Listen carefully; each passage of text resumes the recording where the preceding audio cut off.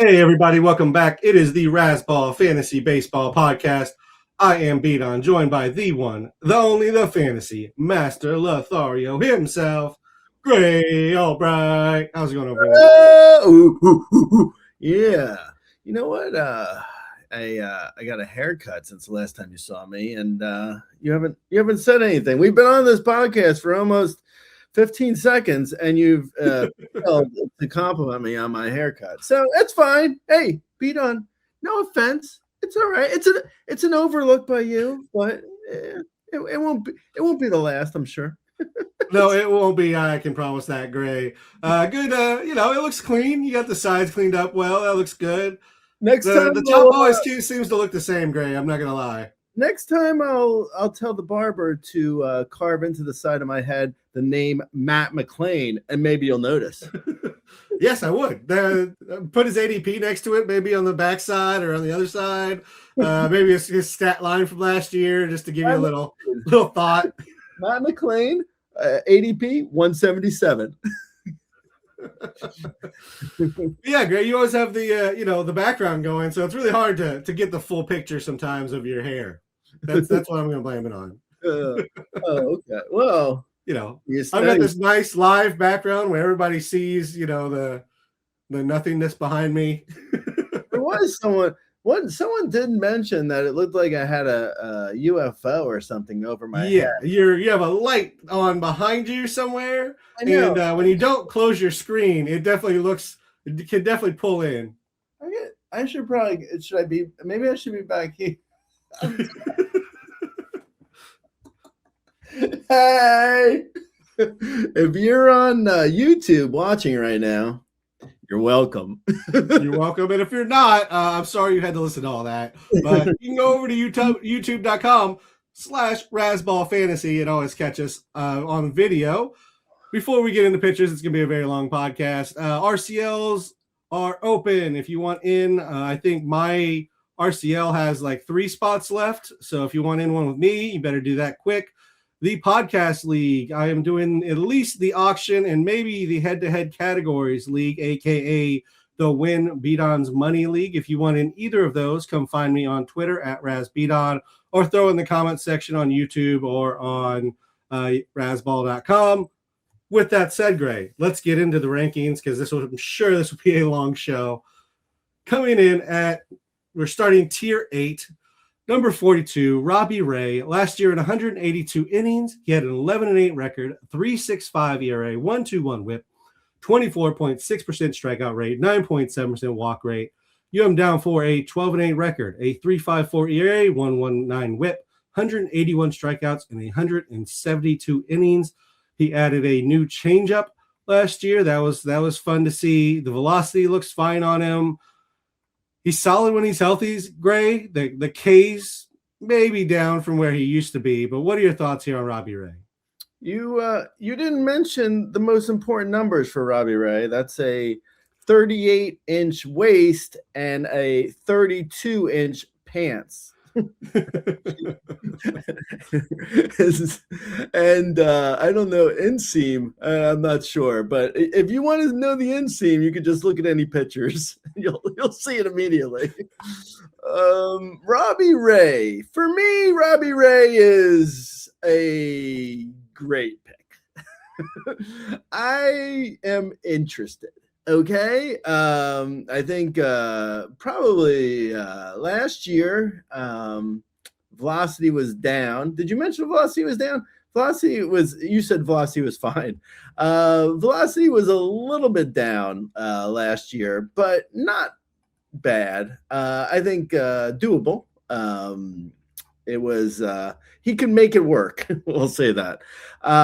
It was at 93.6, and prior it was at 94.1. But yeah, I guess it's wavering up. It's from a 30 inning sample. I just it's very comparable to what he's been doing in his career. Yeah, I guess it's not far off. It's fine.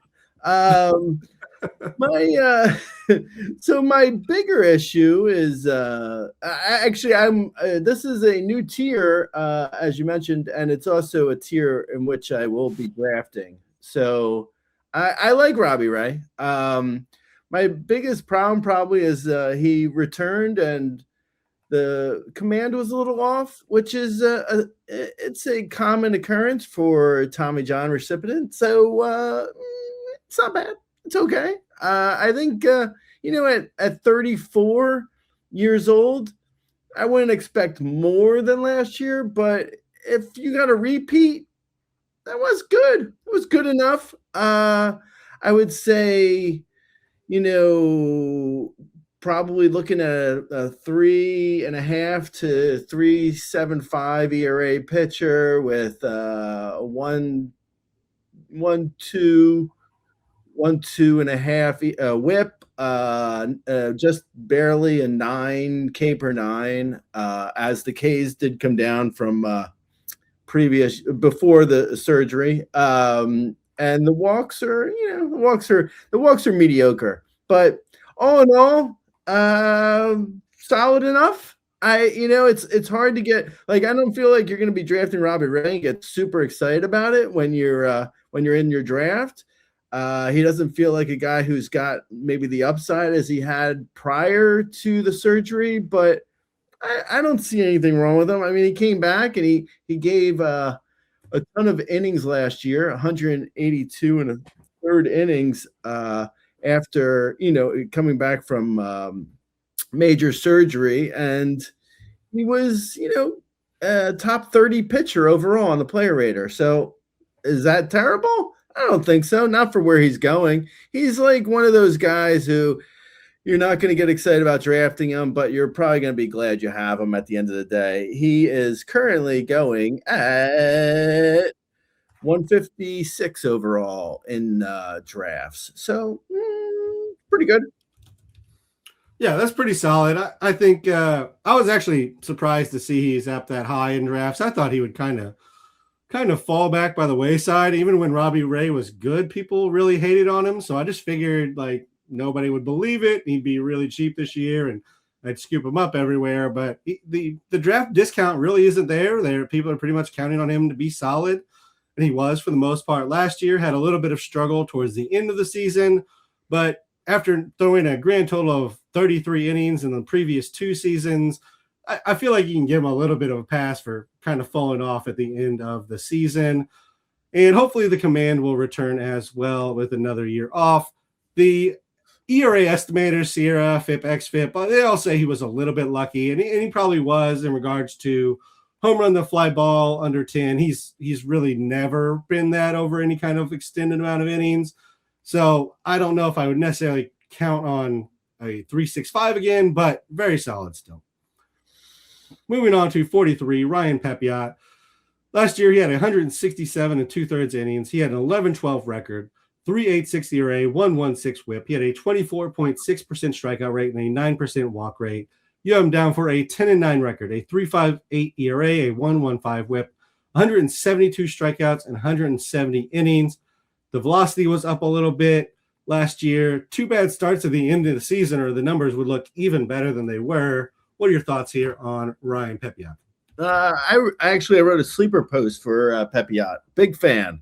I am how I am for hitters in Sacktown, athletic hitters. That's how I feel for Rays pitchers this year. They're going to go to a much better stadium. They were in Steinbrenner Field last year. This year they're back in the Trop. It's a good pitching park. It'll be good for Pepiot to be back there. I imagine he had a 3.86 ERA last year. I'm shaving 0.3 off of that. That puts him, around a 3.5 ERA, 9-ish K per 9, decent enough command very similar to Robbie Ray, but maybe a little bit of upside because I think he can probably strike out. You mentioned velocity was up. He can probably even strike out a few more guys, maybe get his command a little bit better in order, as he matures going into his third full season. I'm a big fan. I'm all in on Pepiot. I would happily draft him. I feel like this is going to be an ongoing thing in today's podcast where I say I would happily draft him because there's very few pitchers at this point because we're in an area now where it's later in the draft and it's like, this is where you start stocking up on arms. And Pepiot is currently going around 150, relatively same area as Robbie Ray, maybe a little bit higher. But that's fine. I mean, all these guys, like, it's just like, if you're in as many drafts as I am, or even if you're in fewer drafts, as long as you're in a couple, just be in two, and this point will make sense. You diversify your portfolio. If you've taken Robbie Ray in one draft, you take Ryan Pepiot in another draft. If you've taken Ryan Pepiot, then maybe you take Drew Rasmussen. Maybe you take Ranger Suarez. Maybe you take, maybe instead of chewing gum, you chew bacon. You understand what I'm saying? I mean, it's like you're just there's so many guys here that this goes also back to what I was saying in the first pitching podcast when I was saying all you need to do is draft 6 of these guys, and any 6 could be great. Even ones later, like, is Ryan Pepiot going to be a top 20 starter? I don't know. Maybe not. But he has just as good a chance as guys we were crazy about in yesterday's podcast. I mean, it's like Ryan Pepiot or, I don't know, Cam Schlittler. I mean, I like Cam Schlittler, as you heard, or Ryan Pepiot or Yuri Perez. Again, I liked Yuri Perez, but Ryan Pepiot could be just as good as him, and he's going 40 picks, 50 picks later. So, yeah, I'm a fan of Pepiot. Yeah, in like ERA estimators and projections never really give him credit for what he does, but he always outperforms them. So I'm not even really worried about the fact that he got a little bit of lucky. Last year, he's done it consistently in his career. He's, managed contact. He's more of a fly ball guy, so you get a little bit more luck when that's your profile versus hard contact and line drives and grounders, which are a lot harder to handle. Yeah, so going back to real briefly, going back to his new park or his old park that's new again. The New Adventures of Ryan Pepiot in the Old Park. There's something there. I think that was a sitcom with Julia Louis-Dreyfus.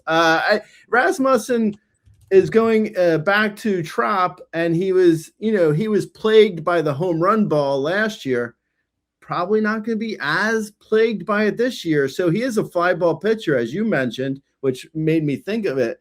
Fly ball pitcher back in a better park. I expect good things. Yep, I agree. I'm with you. And honestly, Gray, it's kind of weird, right? Like, Tampa Bay definitely needs a new stadium. And then when Mother Nature was like, hey, you need a new stadium, build one, Tampa Bay was like, no, we're going to fix that crappy one. We're just going to keep running out of that one. Very, very odd situation there. But yes, the park should help him returning back after being in a very small park last year. Number 44, Drew Rasmussen. Oh, yeah. Go ahead. I was going to say it's a sign from God that was ignored. Completely ignored, as are every request from Tampa Bay fans to spend more money or Major League Baseball or anybody. But we're going to talk about another Tampa Bay right here, number 44, Drew Rasmussen. Last year in 150 innings, 10-5 record, 2.76 ERA, 102 WHIP. 21.7% strikeout rate, 6.3% walk rate. Young projected for 8-9 record, 3.09 ERA, 104 WHIP, 136 strikeouts, and 147 innings. He's always been great when he's healthy, Gray. He did have a career best left on base, so maybe a little bit lucky if you're looking at the strikeouts, they were down a little bit, but there's some very small samples that we're comparing that to as well. What are your thoughts here on Drew Rasmussen? One thought that is not entirely related, but the fact that he's now 30 years old and he's had 460 and 2/3 innings in his career. It's just like, I mean, first you have the fact that the Rays don't throw anyone. Then you have injuries that were, out of the Rays' control, but still injuries happened. And then you just have guys getting promoted so much later in their careers, spending, time in the minors, maybe when they don't need to be. That's crazy. I mean, 30 years old, and it's like, I mean, what? That's crazy. In 3 seasons, he'll finally be a free agent. Yeah, he'll finally be a free agent when he's 35 years old. Okay, so anyway, all that aside, he's kind of like, he's similar to Papillon in that he does tend to be lucky when it comes to his ERA versus some of his underlying numbers. But I mean, he's now, I mentioned the 460 career innings, and he's a 2.89 ERA pitcher for his career, and he's never really had a bad ERA. No matter what he does, he's kind of, I mean, if you look at his numbers, if you were to take his name away and just look at his numbers, and it would probably be fairly confusing because there's no real rhyme or reason to what he does every year, except he does have good command. The Ks are all over the map. Some years really good Ks, some years not so good. It tends to be he tends to be a 7, a little bit under an 8 K per 9 guy when he does throw a full season. So you're probably looking at like a little bit less Ks, really good command, solid ERA, and the whip should be decent too. So solid ratios. I again, like I said, this is going to be an ongoing thing here in this podcast, but I like Rasmussen as well. Going back to Trop, he's a ground ball pitcher. I don't see really any reason not to draft him, other than, maybe you've drafted him already and you want to diversify. But yeah, I mean, he's going roughly at like 165 overall in drafts, which is totally fine. Yeah, I mean, the innings pitched is the obvious reason why you wouldn't draft him. He's had 2 years where he's thrown 140 innings or more, and everything else is 76 or less. So that's why you might not draft him. But honestly, as we talked about on last show, so many pitchers aren't throwing a lot of innings. If you can get Drew Rasmussen for a half or more than half of a season of sub 3 ERA, sub 1.1 whip, and decent strikeouts, like that's still going to be a win, and you can always supplement that from the wire if he gets hurt. So I'm always in on Drew Rasmussen, and it's just how many innings are you going to get? Moving on to number 45, Ranger Suarez, a little bit of a different type of pitcher in this tier. Last year in 157 innings, he had a 12-8 record, 3.2 ERA, 1.22 whip. He had a 23% strikeout rate and a 5.8% walk rate. You have him down for a 12-7 record, 3.59 ERA, 1.21 whip, 150 strikeouts, and 155 innings. Whip was better than the last couple of years, but still not great. But he's been very solid and just kind of goes unnoticed because he's pretty boring, right? Yeah. I mean, I guess I don't know. I don't find a 3.5 ERA pitcher boring though. I mean, I don't know. I mean, turn your nose up if you want, Pete. I'm more talking about like his pitch mix and just like in general how he approaches it. Ranger Suarez is like another, I think, classic example of what I was saying with there's so many pitchers to choose from. I mean, you have a guy who has a 3.38 ERA for his career in 762 innings. It's not like that's 1 year. So, okay. So he has only an 8.5 K per nine versus a 10. He's not, Ranger Suarez is not an ace, but he's, again, like this whole tier is very solid number 3 going into number 4 type fantasy starters. Like these are the guys.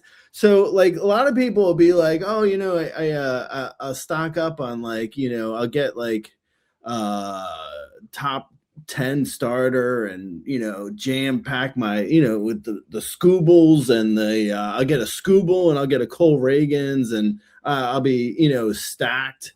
And it's like, yeah, I mean, I guess, but I mean, Edward, you know, Ranger Suarez, you get a guy like Ranger Suarez who has like, you know, a 3.2 ERA and a 1.2 whip. Like, yeah, it's not as good as the Scoobles and the Reagans, but then they also have, you know, Reagans wasn't good last year. Scoobles is going to cost you a top 20, a top 10 overall pick. It's like these guys, and Ranger Suarez is basically free. Anyone could draft Ranger Suarez. Like he's going at 180 overall. You can take him at 160. I don't care. You take him at 150, whatever. It doesn't matter. Just grab him. Like there's nothing wrong with Ranger Suarez. He's like completely unnoticed because I guess the quote unquote stuff isn't as good. Maybe. I don't know. I mean, at the end of the day, all you need is wins, which Ranger Suarez can provide, decent, solid team, as solid as any team. You know, it's like the Phillies are good. Wins are unpredictable, but he can give you wins. Ks, like I mentioned, you know, fine, 8.5 K per nine. Okay, not amazing, like 150 Ks maybe on the year. Okay, so you have to supplant case with someone else, so you grab like Brian Abreu, or you grab Robert Suarez, or you know, you grab a middle reliever to give you Ks, and then you have like you know, ERA and WHIP are your other 2 categories in your league. Well, you need ERA 3.2 ERA from Ranger Suarez. What's wrong with you? You don't want that? I'm sorry, I'm going a little crazy, but you get what I'm saying. I do. I will just to somebody out there is going to be yelling at us. He's not in Philly anymore. He's in Boston. So there is a little bit of difference in just the park. Okay, right. I forgot. So park. There's some concern here with the park. And as you mentioned, like the reason he doesn't get drafted with those guys, it's just not as exciting of a profile. He's not like the Ks aren't going to take a big jump at any point. The velocity is going in the wrong direction, unfortunately, which is scary, but he performed just fine last year with it. And again, he's going to Boston, which is kind of a terrible park for him, if we're being honest. I'll say, okay, so in defense of my stupidness, yes, he's going to Fenway, but he's a 50% ground ball guy. So, okay, the park's not as good, but the park was, you know, he was not allowing home runs in Philly.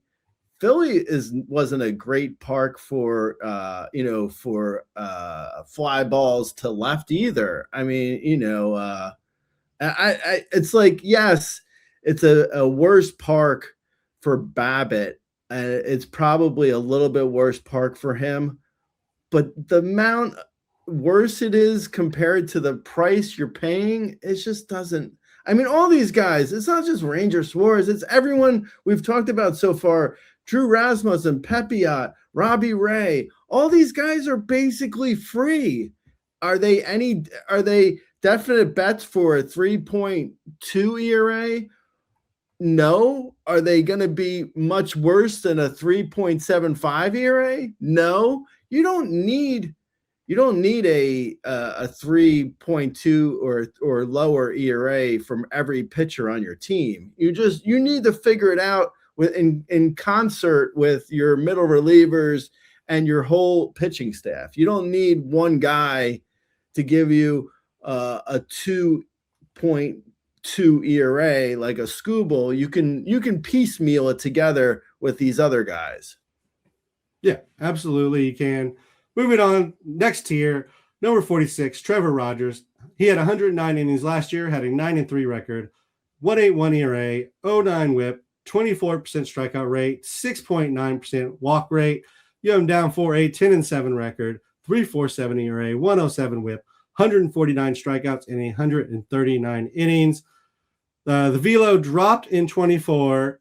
It's now up from 24, but still down from previous years, if that makes sense. He's never had any big injuries, but he's always injured somehow, Gray. What are your thoughts here on Trevor Rogers? Man, I don't want to be a broken record, man, but you're getting a guy who had a 1.81 ERA last year, and you're getting him at like 185 overall in drafts. I mean, all these guys could have been sleeper posts from me. I'm not saying Trevor Rogers is some sort of guarantee, but man, you can't find a better example of like the fact you could have had him off of waivers in literally any league last year, except for maybe an AL only. Like he was, and even in AL only, he might have been on waivers in some leagues. Like he was so available last year, and he put up insanely good numbers. The big issue is how many innings can he throw this year? I don't know. Maybe I have him down for 139. I see other projections have him as high as 150, as low as 135, 130.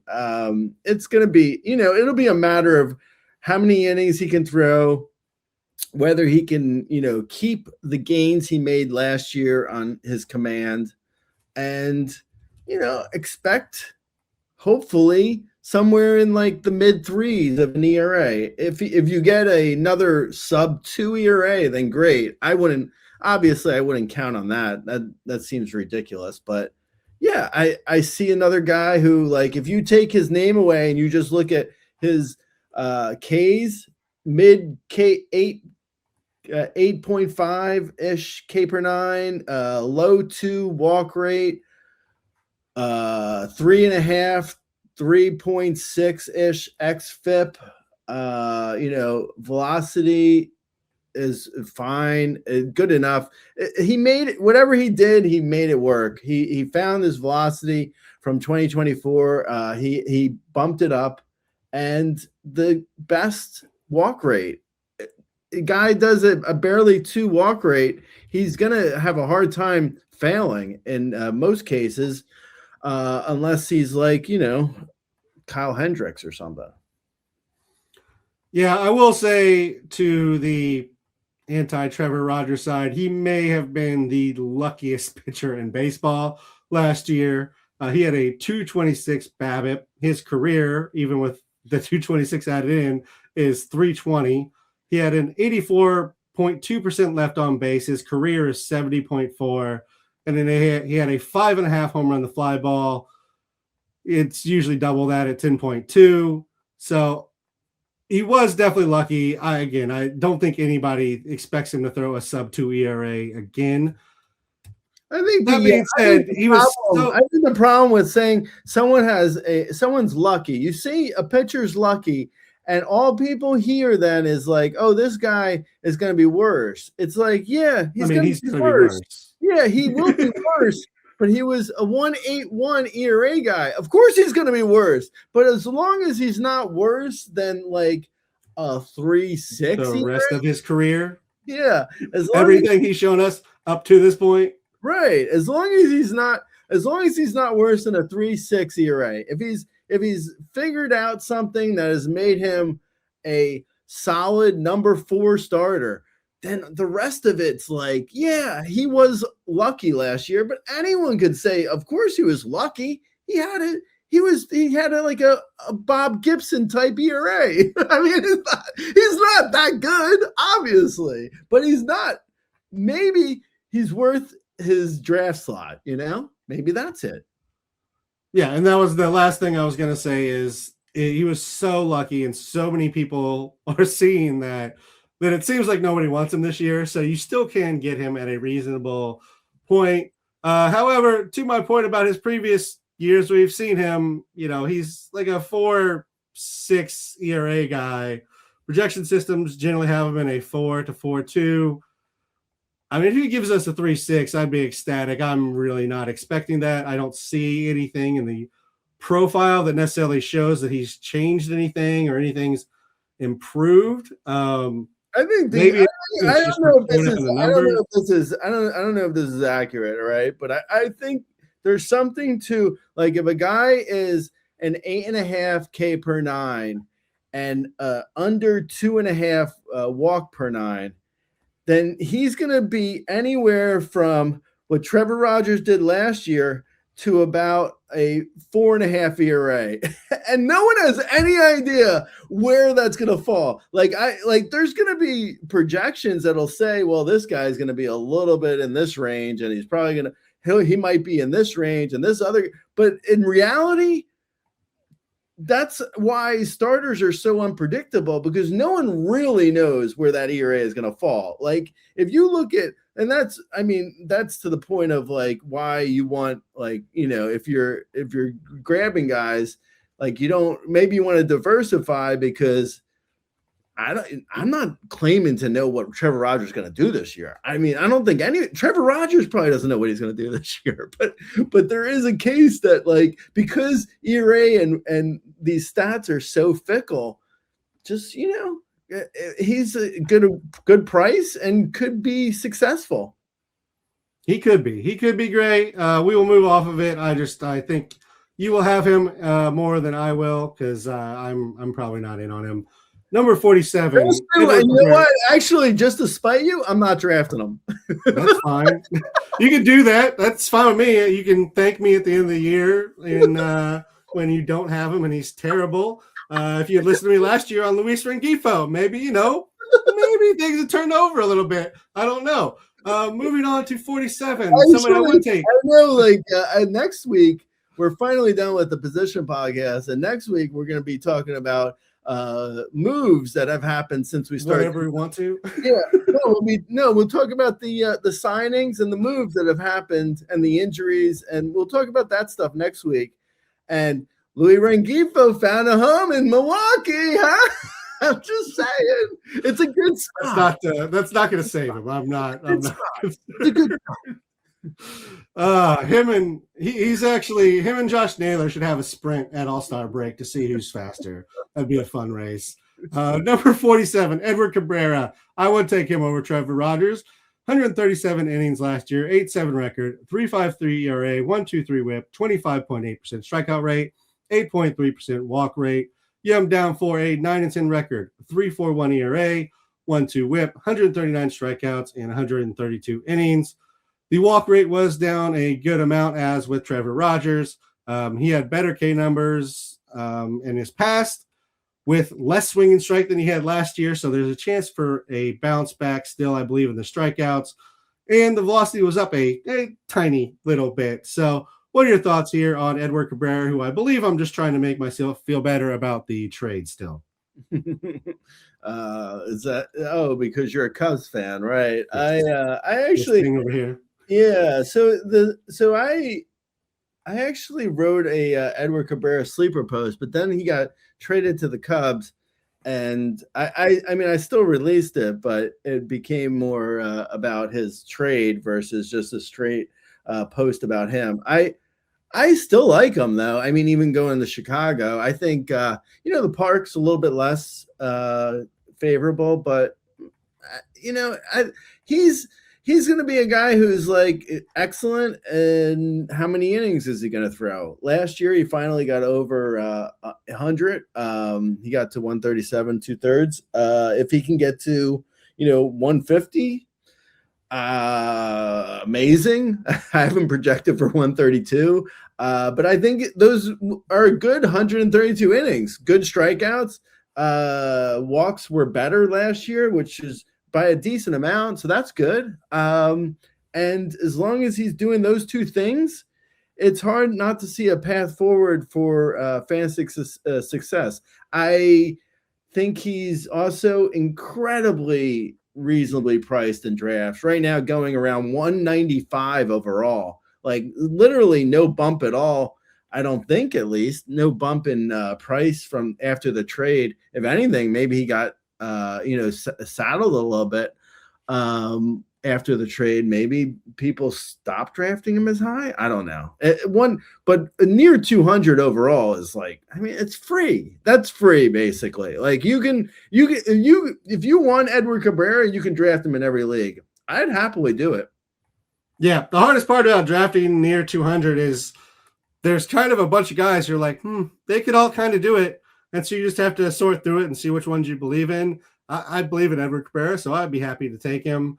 I like Edward Cabrera, like the move, because I have to now because he's not going back and we're not getting Owen Casey back. So here we go. Number 48, Luis Castillo. Last year, 180 innings, 11-8 record, 3.54 ERA, 1.18 WHIP, 21.7% strikeout rate, 6.2% walk rate. You have him down for a 12-8 record, 3.61 ERA, 1.18 WHIP, 161 strikeouts, and 172 innings. Everything still pretty much looks the same for him, except the K rate's been dropping the last couple of years, and velocity dropping slowly with it as well. Yeah, for a little while there, I was out on him, but now I'm in because the price has gotten better, and I think he's sort of plateaued as to what he is actually, which isn't bad. He's in a good park, and he's like, a 170-ish innings guy, which is, and decent ratios, decent ERA and WHIP. I think and the K's, while they have fallen from like his heyday, they're fine. I mean, they're in this general area. It's all, it's sort of like the Trevor Rogers and Ranger Suarez and Drew Rasmussen's of the 8 to 8.5 K per nines, which is where Luis Castillo is, and then you have like the Edward Cabreras that are higher, but their command and whip is a little bit, and their walk rate is a little bit higher too. So it's just like a mix of what you want. Do you want like a guy who's going to have better ratios and better command and slightly less strikeouts? Then Luis Castillo is fine with that. Yep, he is. He's perfectly fine. I have no problem with him. I think the biggest issue for me is the velocity has been slowly declining the last few years. He's still sitting 95 for now, so that's perfectly fine. And we saw last year he can work at 95. If that drops to like 93 or somewhere around there, that's a different ball game, and I don't know if he's good enough pitcher to work around that. So I'm in this year, but if you're in a dynasty or keeper, I think now is probably the right time to go ahead and get rid of him unless you are really making a push this year. Number 49, Matthew Boyd. Last year he had 179 innings, 14-8 record, 3.21 ERA, 1.09 WHIP, 21.4% strikeout rate, and a 5.8% walk rate. You have him down for an 11-9 record, 3.56 ERA, 1.1 WHIP, and 153 strikeouts and 172 innings. I mean, you might, if you owned him last year, you can just tell us, you're just telling us you were in the war room, right? Because Matthew Boyd just always sits atop of war room year in, year out, Gray. The K rate was down. The walk rate was actually the best he's ever had in his career. And he's on the Cubs, so he's struggled down the stretch a little bit, but pretty much the same profile as we talked about with Luis Castillo. Yeah, almost exactly the same.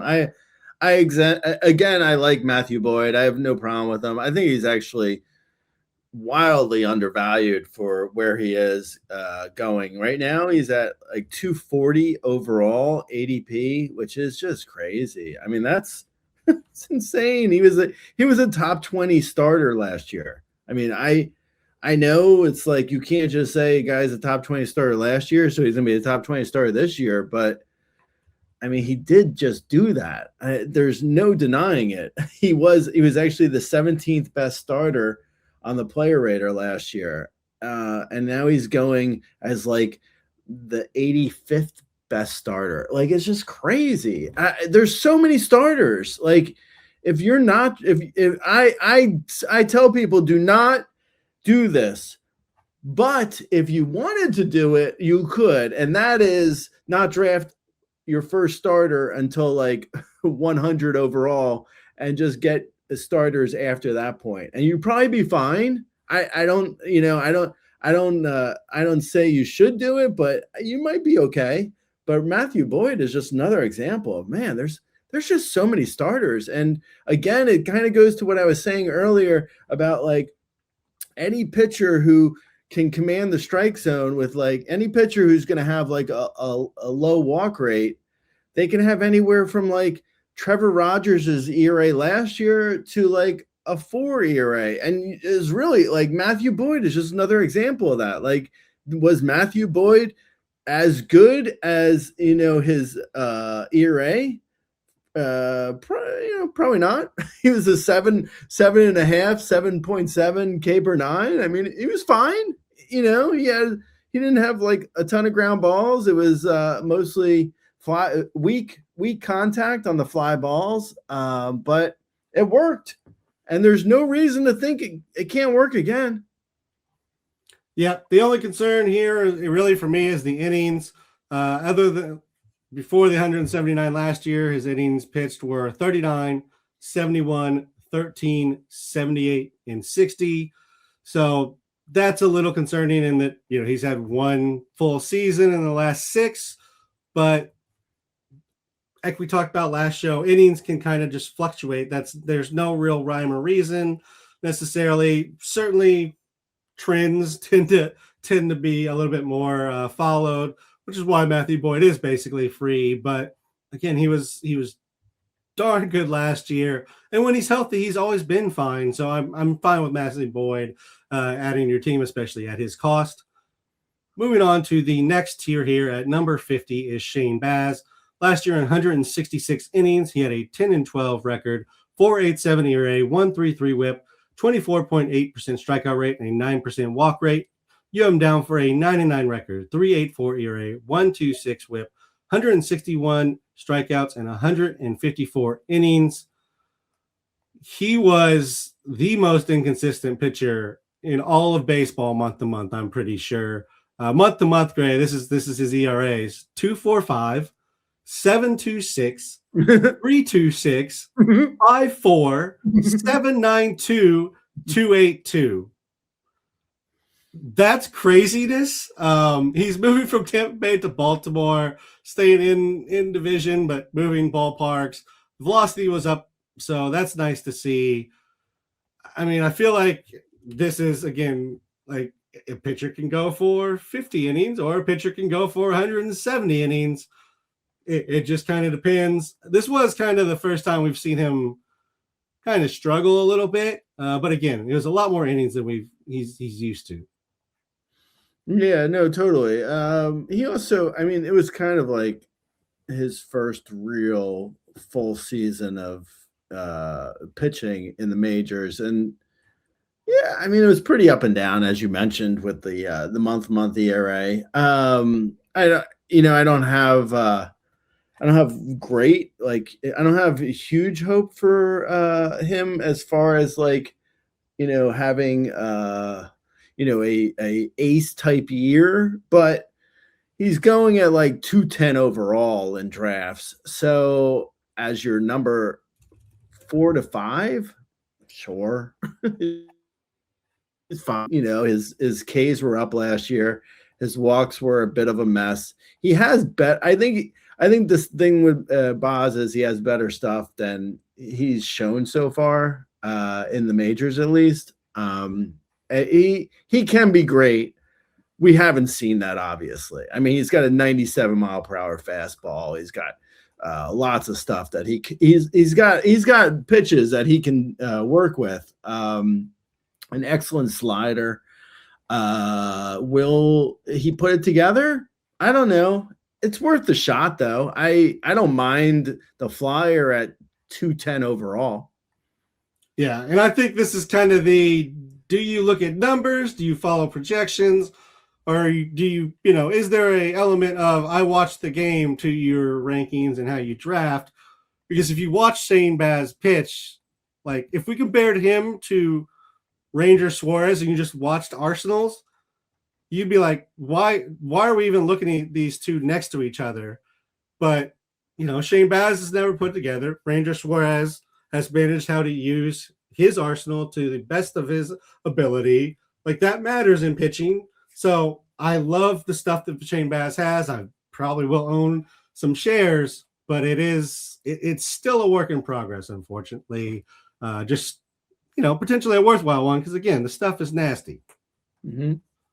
Number 51, Andrew Abbott. Last year in 166 innings, he had a 10-7 record, 2.87 ERA, 1.15 WHIP, 22% strikeout rate, and a 6.3% walk rate. You have him down for a 10-8 record, 3.51 ERA, 1.13 WHIP, 154 strikeouts, and 168 innings. It is the best strikeout rate we've seen from him. Best home run the fly ball rate. Pretty much across the board, he was really good. Sierra and XFIP don't seem to buy it, though. He was very, very lucky with the home runs.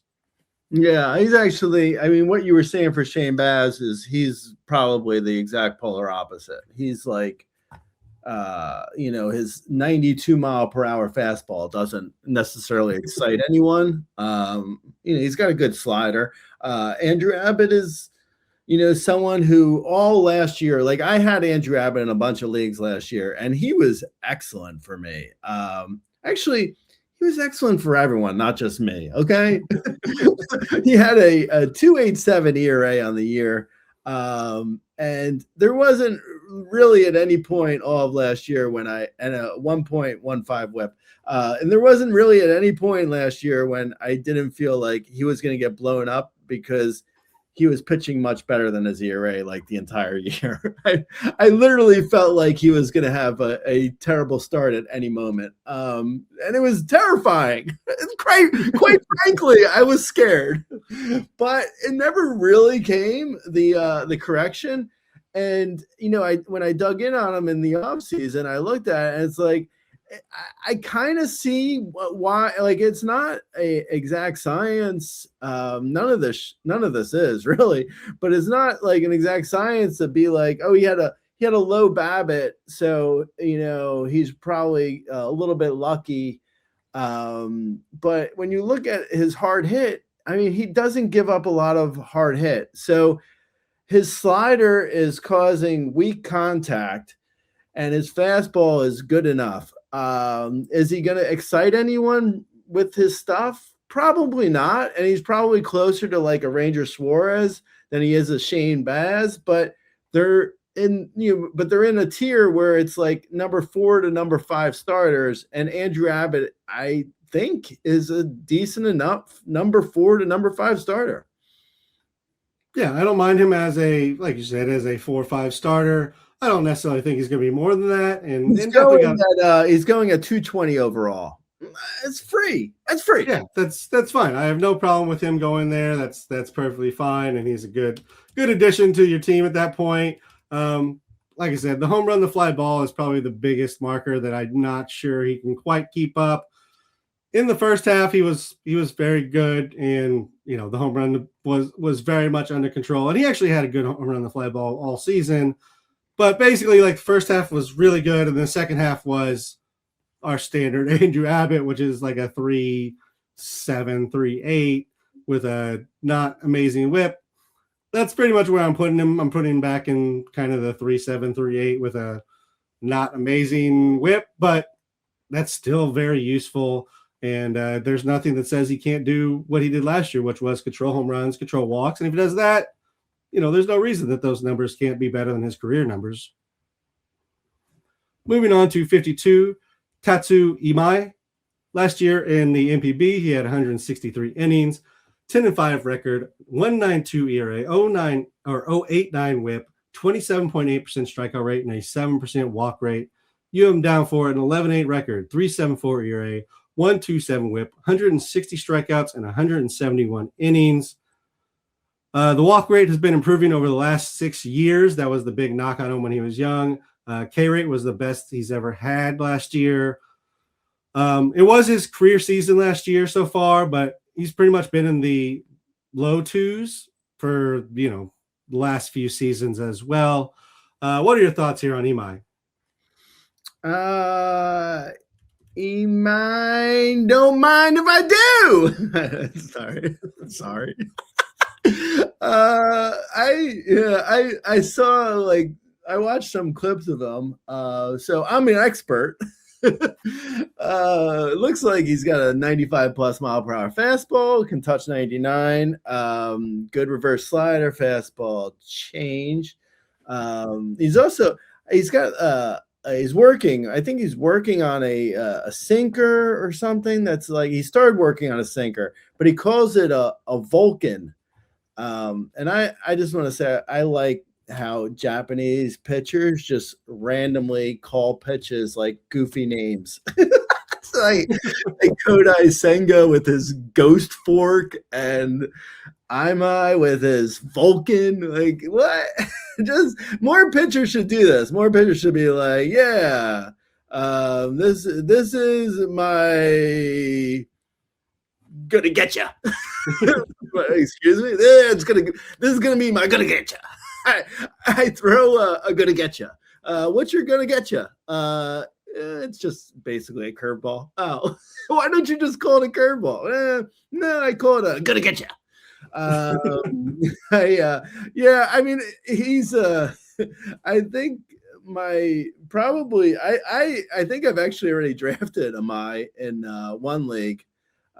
He's going higher than these guys, which is, he's going higher than them now. I think actually when I drafted him, he wasn't yet picked up by the Astros. So maybe I got a little bit of a discount. I forget, but I did draft him already. I like him. I mean, I don't know fully what to expect. Like his numbers, like we've seen numbers like his come over before, and those pitchers have had success with them. I would guess he's going to be somewhere in like the 8.5 to 3.5, 8.5 K per nine, 3.5 walk per nine, somewhere in that range, which gives you roughly like 3.75, 3.75 ERA.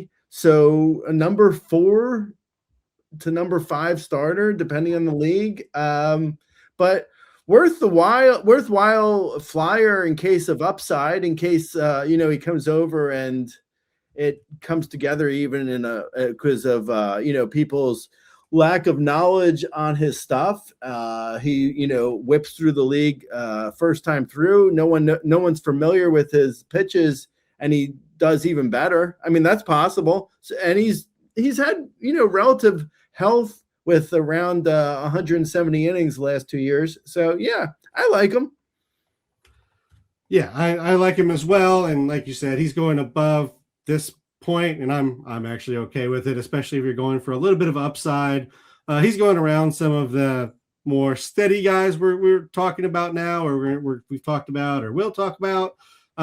Whereas he's definitely more of an upside play. So it depends a little bit on kind of what you've assembled, but I would say in regards to a comparison, just from like what we saw in Japan to here, like the numbers look very similar to what we saw from Shota.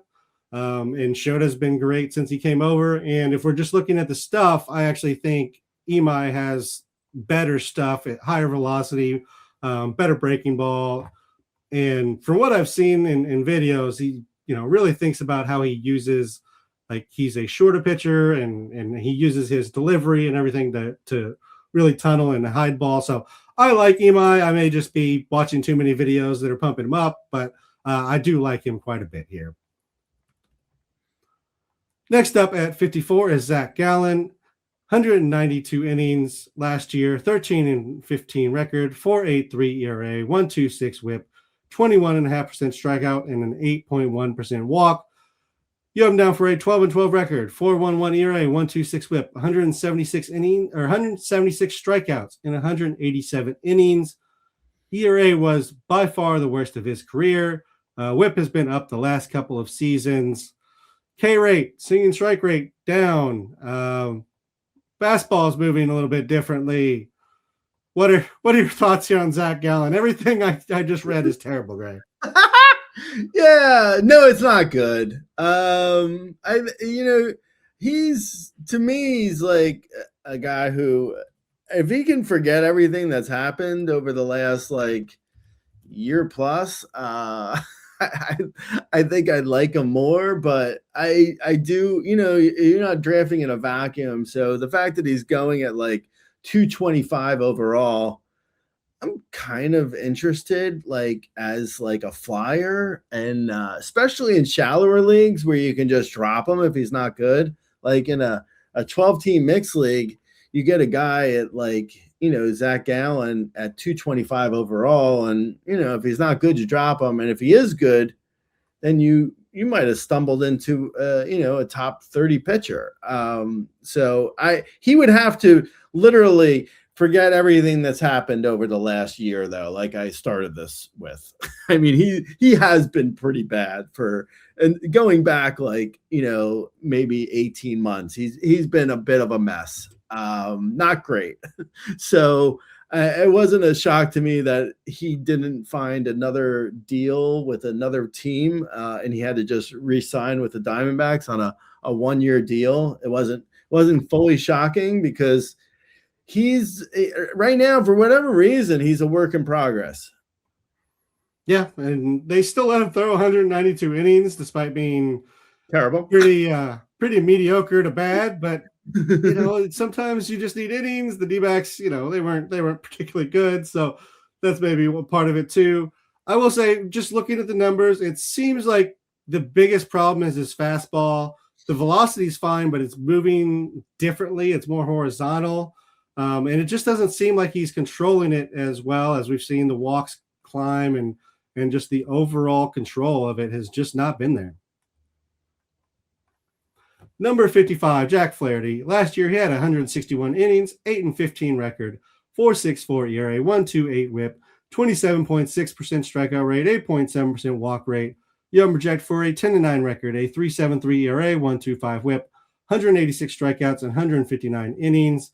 He was the easiest regression candidate to identify last year, but he did still give you the strikeouts that you wanted from him. To be fair, the ERA estimators say he was probably a little bit unlucky last year. Where are you on Jack Flaherty for this year? Yeah, I think it's probably mostly because I was surprised you didn't mention even years versus odd years with Jack Flaherty. I felt like that was coming. You disappointed me here, Beaton. Sorry, I definitely could have thrown it in there. His 2021 kind of throws that all off, but there's so many small samples in there. It just didn't quite fit. I didn't want to throw it in there. The cybermetrics narrative, cyberhagen metrics, excuse me. I like Jack Flaherty for the price. Again, it's like he's going in like the 225 overall range. He's always had good strikeouts. His command got a little wonky last year, so I mean he has to fix his command. Listen, at this point, there's going to be caveats with everyone. So with Jack Flaherty, the big caveat is, can he fix his command?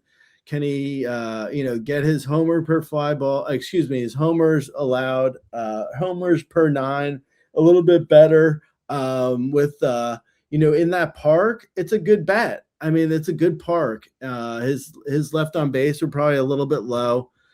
His BABIP might have been a little bit high last year. In fairness to him, he wasn't probably a 4.64 ERA guy last year, but he may not have really ever been a good ERA guy in his career either. Like he's probably closer to like a 3.8, 3.75 to 3.85 ERA with neutral luck and with good strikeouts and probably a bad whip because the command is a little wonky. But if he can get the command in order, good. Like I could see Jack Flaherty unlocking things and being excellent like that. It wouldn't shock me to see that happen, but he's got to do some stuff to make it happen. Yeah, I mean it's basically getting the walks down, getting the command better. That's generally what is his, when he's good. And yeah, the even odd year thing can't hurt either, Gray. That's it's got to be in his favor a little bit here. Moving on, number 56, Merrill Kelly, 184 innings last year, 12-9 record, 3.52 ERA, 1.11 WHIP, 22.3% strikeout rate, and a 6.4% walk rate. You have him down for a 9-10 record, 3.61 ERA, 1.13 WHIP, 171 strikeouts, and 187 innings.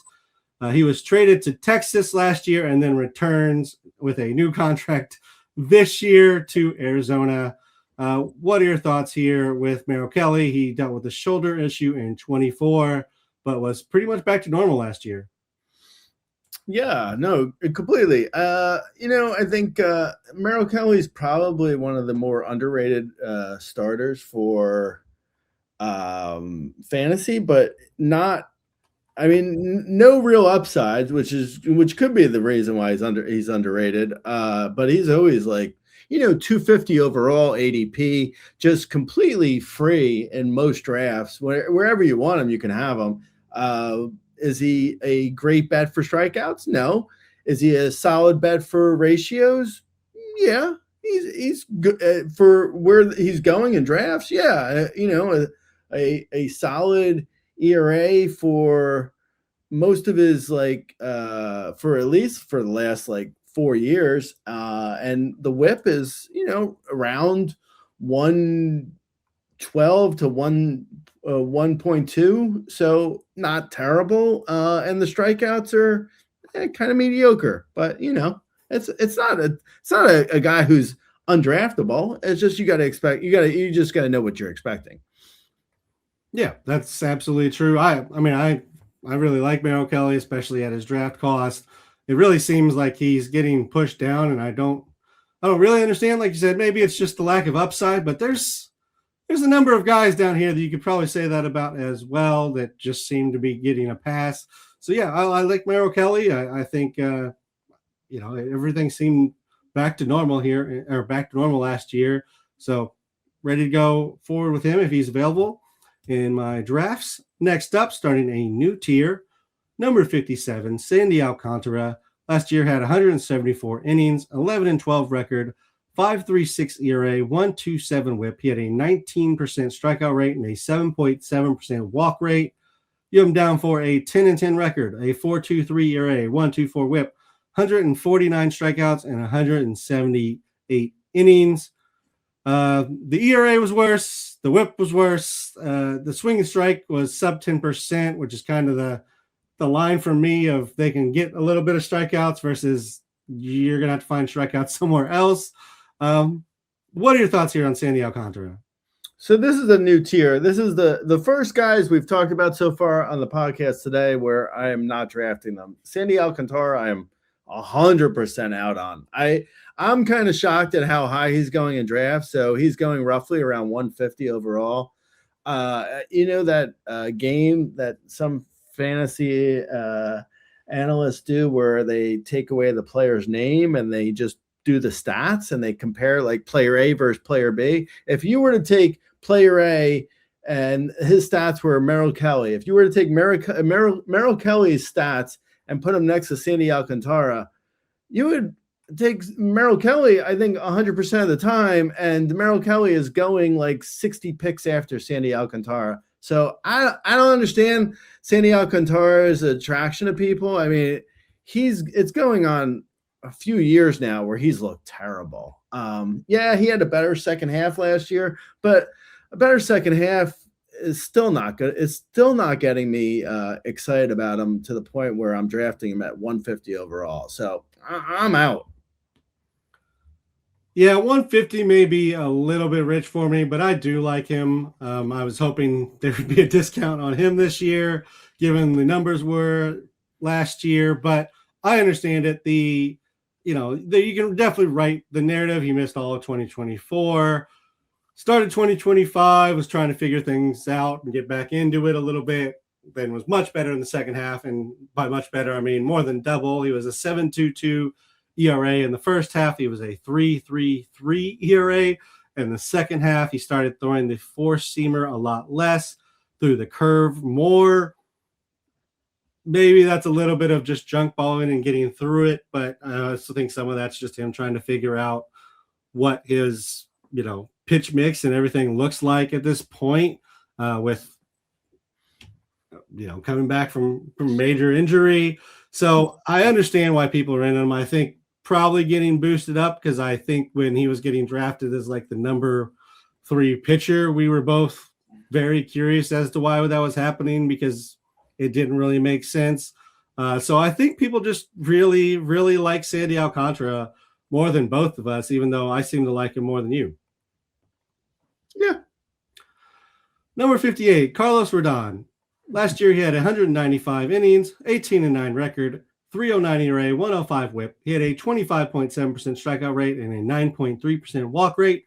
Yum down for a 12-6 record, a 3.62 ERA, 113 whip, 148 strikeouts, and 144 innings. The K rate was still good, but not quite as good as it once was. 228 BABIP, so he was probably a little bit lucky on that front. What are your thoughts here on Carlos Rodon? He was excellent last year. He's a top 5 starter on the player rater. A little bit better than Freddie Peralta, better than Max Fried, better than Christopher Sanchez, better than Hunter Brown, better than Yamamoto, better than DeGrom. But okay, well, you get the picture. I mean, he was top 5, so he's better than a lot of guys. I mean, he was excellent. I'm out on him this year, but I'm just saying he was good. I'm out on him because he's had PRP injections, and his elbow is iffy. Sending much love out to Carlos Rodon, because I enjoyed rostering him last year, but I'm not in on Rodon this year if he's got elbow issues. So go with grace, but go away from my fantasy teams. Yeah, I feel like when we're talking about Rodon, or really any of the guys who are going to start the year on the IL, it really is a little bit of roster build and, like, do you have IL spots, and how shallow is your league? Because, like, if it's a 10-team league and you got 10 IL spots, he's a great pick, and you would just wait until he comes back, and if he's not what you thought he was, you let him go. Can I say one thing to that point? I agree, but it also, like, I think I mentioned this on yesterday's podcast or 2 days ago, whatever it was, the other podcast, the other starters podcast, that if there's certain injuries that pitchers are coming back from in the IL, like Garrett Cole, for instance, like, he had the surgery, he's coming back. I'm more willing to put that on my IL than Carlos Rodon, who's like, doing the injections and trying to work through it. Like, if the price is cheap enough, I agree with you. Then it's like, yeah, you take a flyer on a guy who's on your IL, and it is what it is. If he comes back, he's good or not. But if you only have, like, a certain number of IL slots, I think the IL slots are better used on guys who are coming back from an actual, like, who did a surgery or rehabbing and are now coming back, versus a guy who's trying to fight through it. That may not be true. I mean, I'm just saying that's how I feel. It may not work that way, but it feels better in my mind. So let's pretend it's better. Yeah, I don't have the numbers on that, Gray, but I'm pretty sure you're wrong on that one. I would say the point in your favor is I would almost guarantee the innings are probably better in the post-surgery realm than the, elbow injury is something going on. But that's completely based on whether the elbow injury grows into something. We saw Rodon, and he was perfectly fine last year. We haven't seen Garrett Cole in a year plus. And usually that first year back, there's control and velocity issues. So I would actually go the other way, and I would say I'd rather take a chance on Rodon than Cole. But I understand. I get where you're coming from. We just have different points of view, and I don't have the numbers to say you're actually wrong. At this point, it's like, it feels like it's Monday morning quarterbacking doing hindsight is 2020. But back in November, when I wrote up my rankings, I said to avoid Spencer Swanback, Pablo Lopez, Blake Snell. I said to avoid these guys, and I said to avoid them because of injury concerns, because they didn't have the surgery and they tried to fight through it. And it just feels like, I mean, this is just like a complete narrative that may not have any weight to it.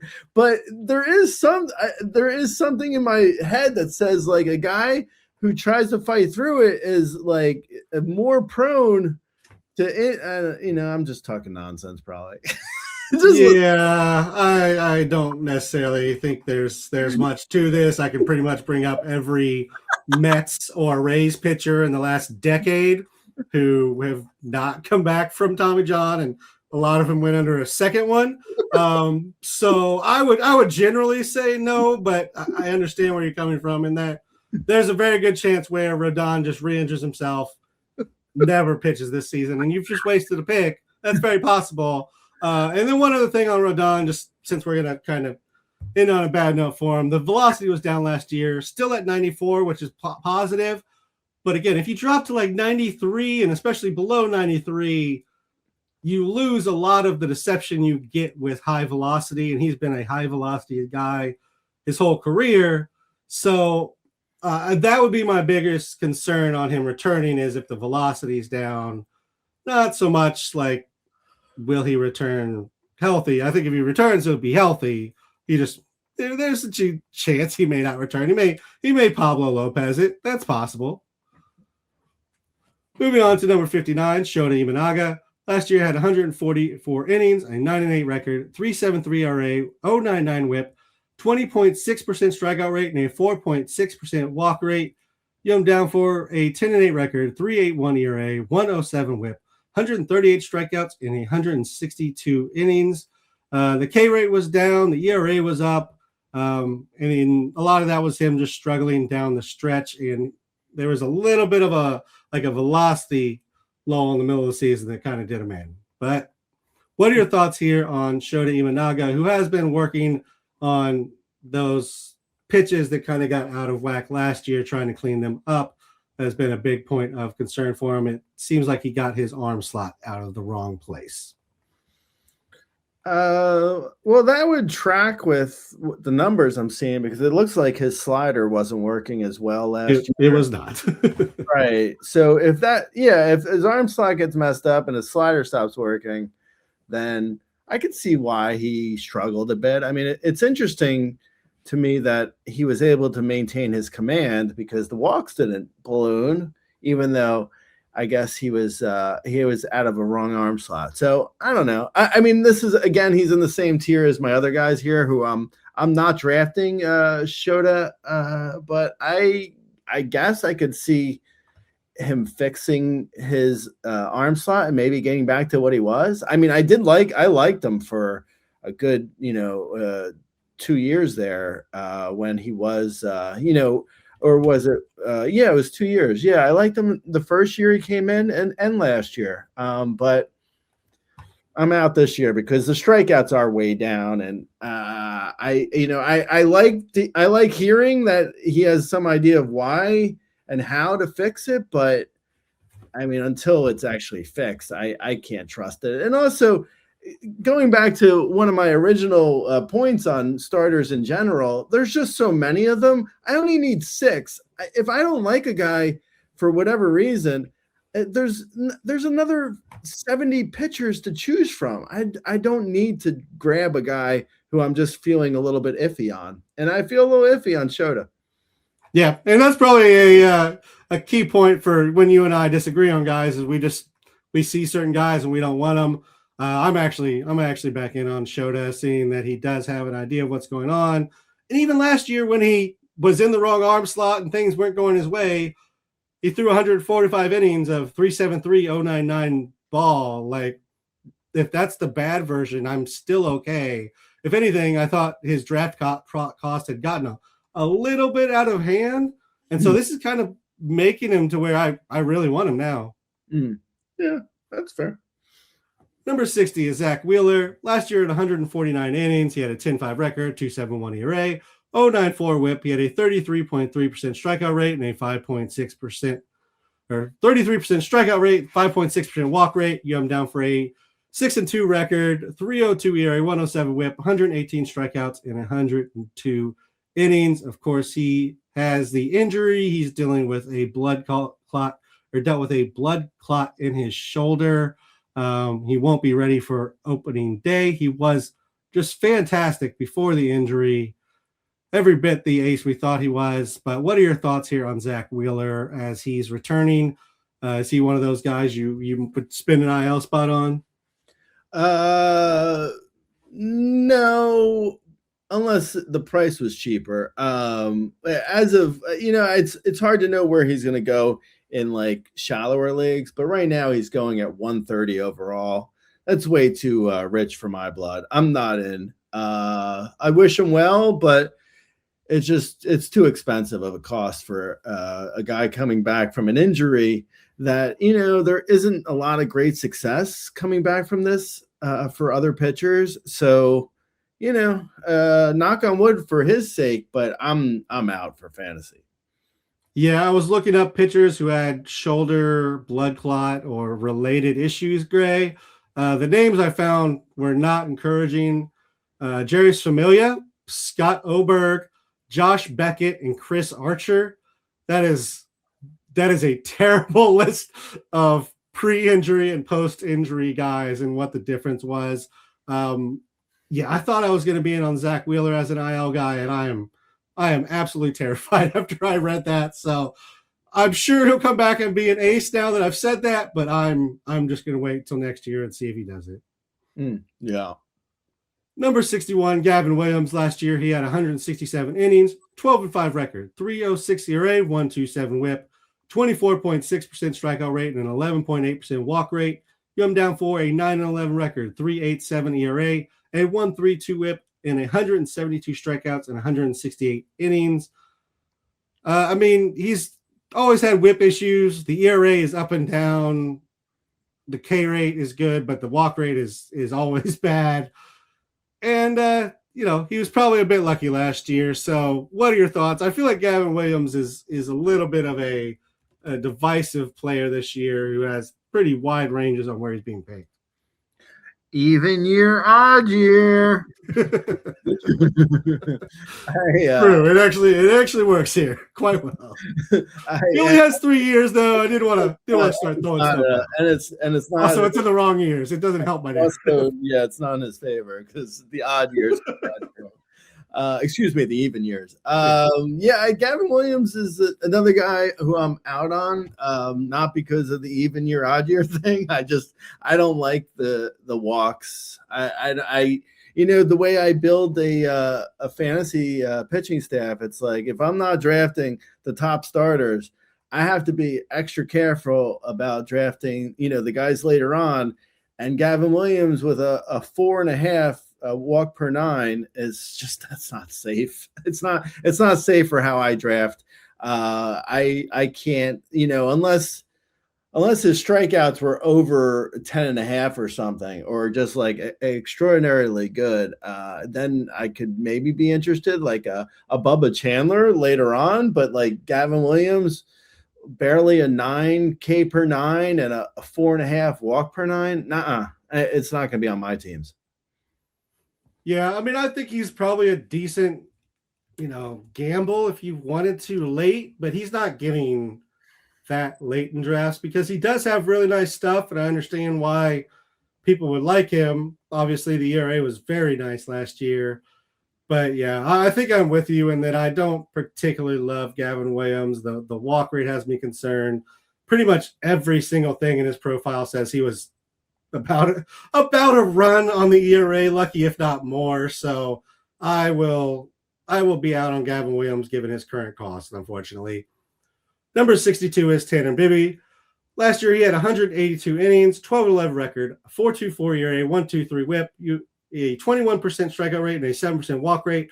You have him down for an 11-11 record, 3.92 ERA, 1.2 WHIP, 171 strikeouts, and 177 innings.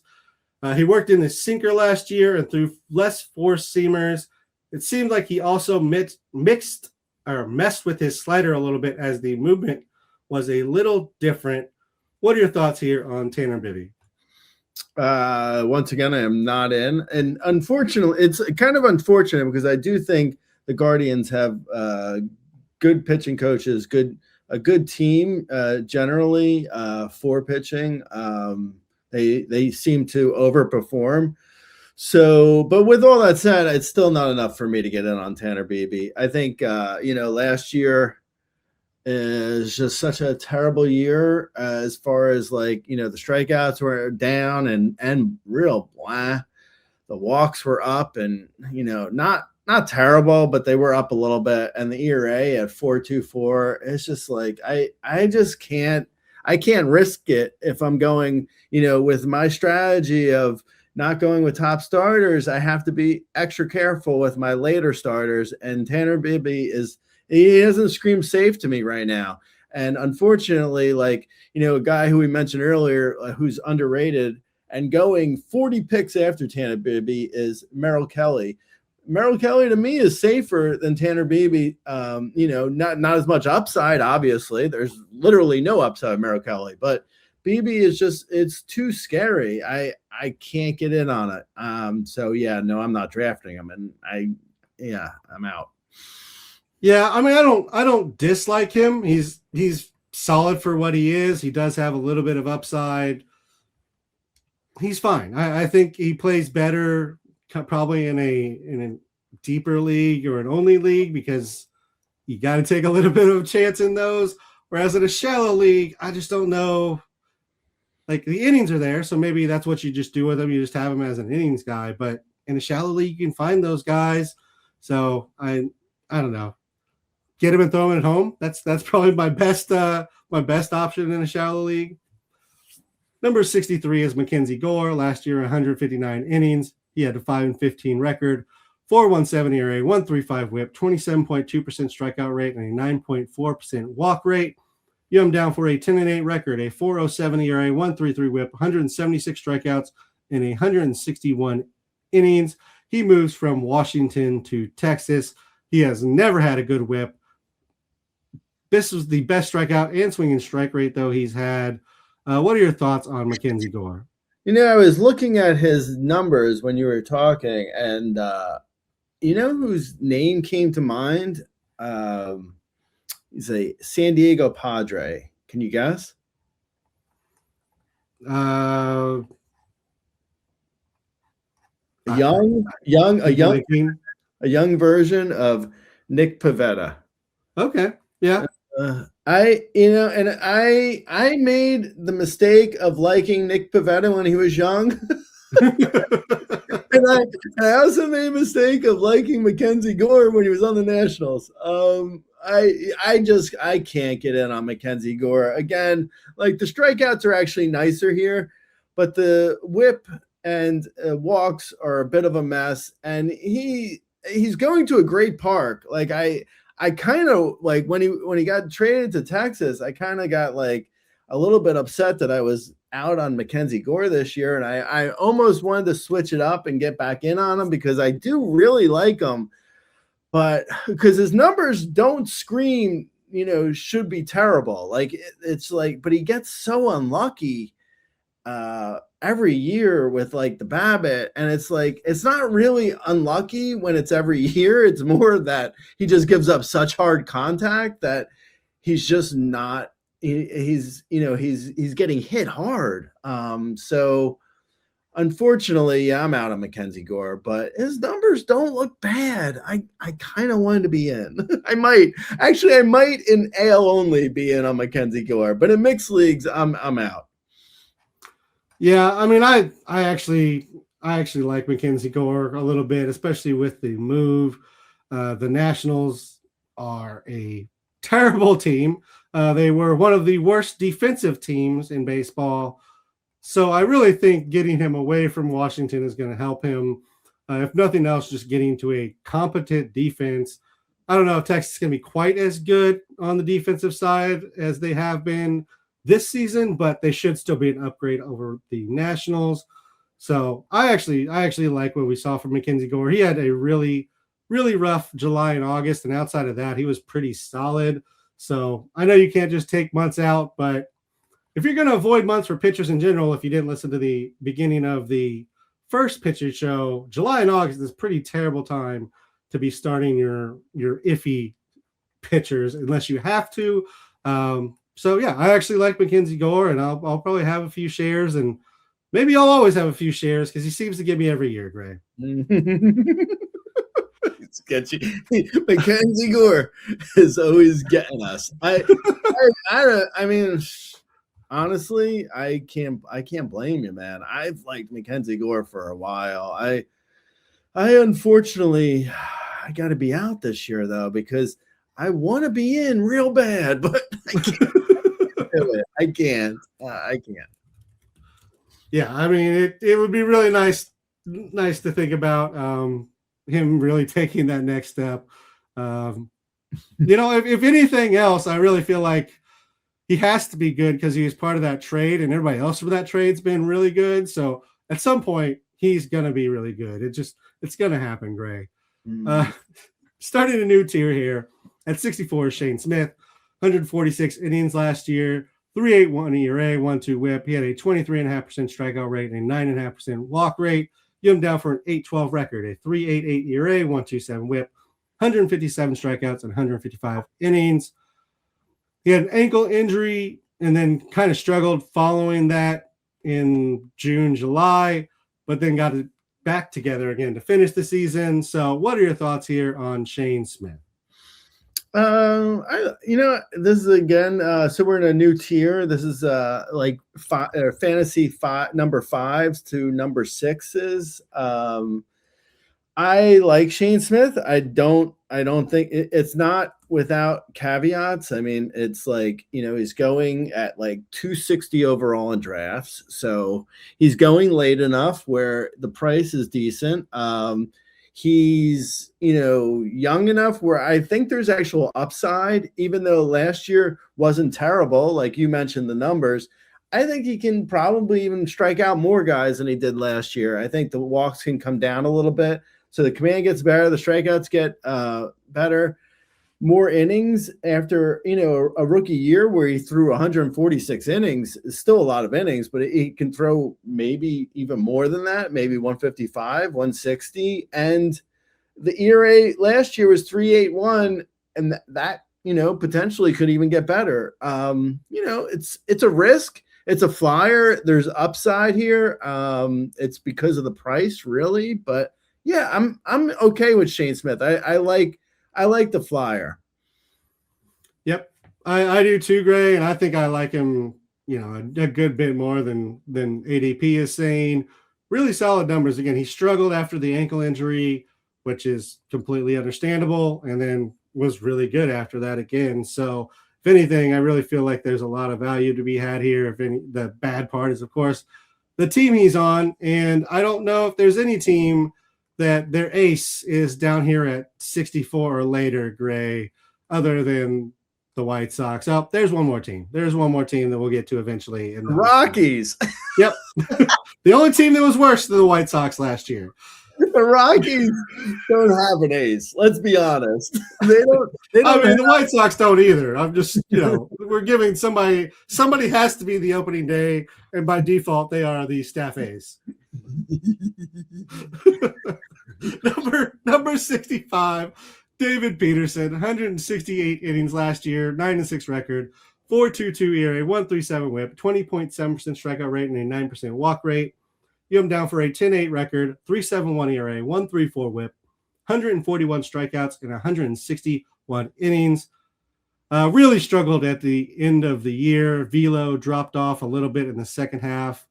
Slider usage was down a little, so I'm wondering if there was a wall he hit, or anytime the slider usage comes down, I wonder if there was a bit of an injury and he was just trying to protect himself.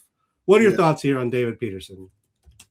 Also, the fact that he has a good slider, so the fact that he wasn't throwing as much is a little bit concerning. Yeah. I mean, he's going at he's free in drafts basically. I don't think anyone's taking him before. Oh wow, his ADP is 426 overall, so I have him quite a bit before that. I like David Peterson for a back end fantasy starter. I've liked him now for a couple years. He's got a good slider, as we mentioned. Usage was a little bit down, like you said, but he's usually pretty solid across the board. Like I feel like not going to blow anyone away, but a back end fantasy starter who gives you like 8K per nine, a 3.5 walk per nine, and like a 3.8-ish, 3.75, 3.85 ERA, like somewhere in that range. Not going to blow you away, but it's usable in deep leagues and as a back end starter who I think has some upside. I mean, there was a time when I really liked David Peterson, so that's probably a little bit in the back of my head influencing my decision. But I at one point I loved David Peterson. Now I just sort of like him, but I do think there could be something here if another year. Last year he hit a wall, but he also threw almost 170 innings. So he comes back, and after that year, maybe he's like, he's able to throw 150 to 160 innings and, hold it together a little bit better. But yeah, I don't know. I like David Peterson more than most people. I know that. Yep. No, I agree. And I do think that just having the experience of doing that many innings will help. I mean, he had a 47, almost 50 inning jump. That's a pretty big jump in the majors or at any point in time for innings. So I'm not giving a full pass, but I'm kind of just saying a little bit of a wall thing, and he can be very useful still. And as you mentioned, nobody else is saying that because he's free. You can get him wherever. Up until so his first 22 starts, Gray. This is through August 6th of the season. He had a 2.98 ERA over 133 innings. That's how awful his end of season was. Like, he was absolutely great until the very end. So absolutely, I would back in on David Peterson. And if nothing else, he was a great streamer last year. Moving on to 66, Joey Cantillo. Last year, he had 95 innings, 5.3 record, 3.21 ERA, 1.26 whip, 26.9% strikeout rate, 10.5% walk rate. You have him down for a 9.9 record, 3.81 ERA, 1.28 whip, 143 strikeouts, and 141 innings. He was much better, actually, as a starter than a reliever. That's not very common, but he was. He had a 2.96 ERA as a starter and a 3.81 as a reliever. Velo was down from 2024, but as I mentioned, he kind of moved back and forth between roles. What is your thoughts here on Joey Cantillo? He was actually one where I looked at his numbers and I liked him a lot, and I ranked him in like the 250s overall. And then I looked at his ADP, and it turned out that everyone likes him. I wasn't close to the only person who liked him. He's going at like 280 overall. So in the range I have him, so it's possible I draft him, but he's definitely going higher than I expected, because I thought I was going to be a bit out on a limb with him. But yeah, he looks fantastic. I mean, you mentioned the starter versus reliever numbers, but also just his second half in general. Like, he was great. He had a phenomenal second half, 2.48 ERA, 9 K per nine, the 3.5 walk per nine, 3.95 xFIP, 1.12 whip. All very, for where he's going in drafts, like, absolutely. Like, if he just repeats those numbers, you've gotten your fantasy value from him. But if he's able to do better, which, I mean, as a 26-year-old, you would think there'd be some upside here. I like him a ton. My biggest concern for him is, like he won't make the rotation, and he'll get bumped to either a long man out of the pen to begin the season, or Parker Messick is there, Daniel Espinino, Austin Peterson. There's a few guys there who could potentially knock him out of the rotation, but I think he's the fifth man for the Guardians, and he looks great. Yeah, he does. I'm with you, and I think it's probably one of those guys that, like, in a draft, somebody actually might get disappointed they go, and in an auction, he's probably going to go for a few more dollars than he should, just because, yeah, there's a lot to like here. Number 67 is Clay Holmes. Last year in 165 innings, he had a 12-8 record, 3.53 ERA, 1.3 WHIP, 18.2% strikeout rate, and a 9.3% walk rate. You have down for an 11-10 record, 3.91 ERA, 1.3 WHIP, 141 strikeouts, and 171 innings. The K rate did fall off significantly from 25% down to 18% as a starter. Velocity dropped as well as a starter. All these things are pretty normal as you move from reliever to starter, but still, that doesn't mean that we like to see him. Yeah, no, I think Clay Holmes is basically like your number 5, number 6 starter on your fantasy team. That is like, he's pairing with your other, like, maybe high upside guy or something. Like, you took Shane Baz and you're like, oh, well, I really need 160 innings of a guy who should have a decent ERA and, competent enough whip and, not kill me maybe. And I think Clay Holmes is probably that guy versus a upside guy, but there's a place for that on some teams. Again, and I'm pretty sure, at least, let me see. His ADP is 370 overall. So, I mean, he's basically free. No one's looking to draft Clay Holmes. But he probably, I mean, at the end of the day, how bad is Clay Holmes going to be? I mean, I don't know. He was decent enough last year. He was a top 50 starter last year, and he's going like as a 150th starter off the board. So, yeah, I mean, that's worthwhile. Yep, absolutely. I don't mind the shot here. There's definitely a non-zero chance that he's just gets better in his second season as a starter after working out of the pen for so long. That is an adjustment. So it's very possible that there's actually room for improvement here. Number 68 is Ryan Nelson, 154 innings last year, 7-3 record, 3.39 ERA, 107 WHIP, 21.3% strikeout rate, 6.6% walk rate. You have him down for a 9-11 record, 3.76 ERA, 1.12 WHIP, 146 strikeouts, and 169 innings. The ERA was good. The WHIP was down again. The K rate was up. The ERA estimators all say he was a little bit lucky. He is one of those sub 10% swinging strike rate guys, and that is every season. So I don't really expect the strikeouts to come around, even though they have been moving at least in the right direction. He's another reliever starter. He started as a reliever, and he had a better ERA as a starter. What are your thoughts here on Ryan Nelson? I mean, he's another starter where, like, I mean, broken record, repeating myself here, but another starter who's got like barely 3.39 ERA last year in 154 innings. I mean, he was free. He's basically free. He's still free. He's free this year. He's going at like 270, 250 overall or something. I mean, he's free this year. He was free last year.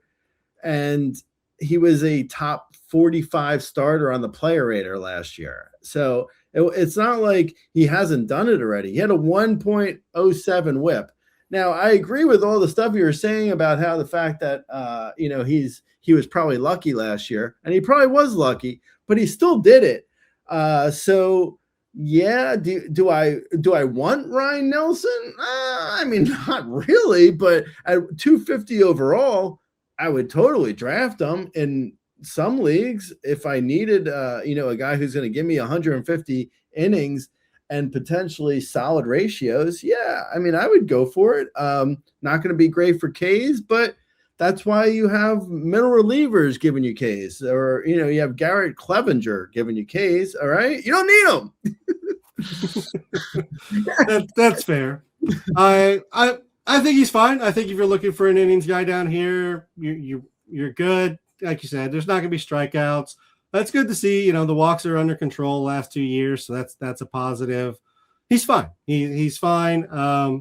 Maybe I'm a little tainted because I've been trying to get a trade done, and the guy who has him just seems to overvalue him much more than where I have him. So I don't know if that's just the trade market or if some people really do like Ryan Nelson. Would it help your trade if I say bad things about Ryan Nelson?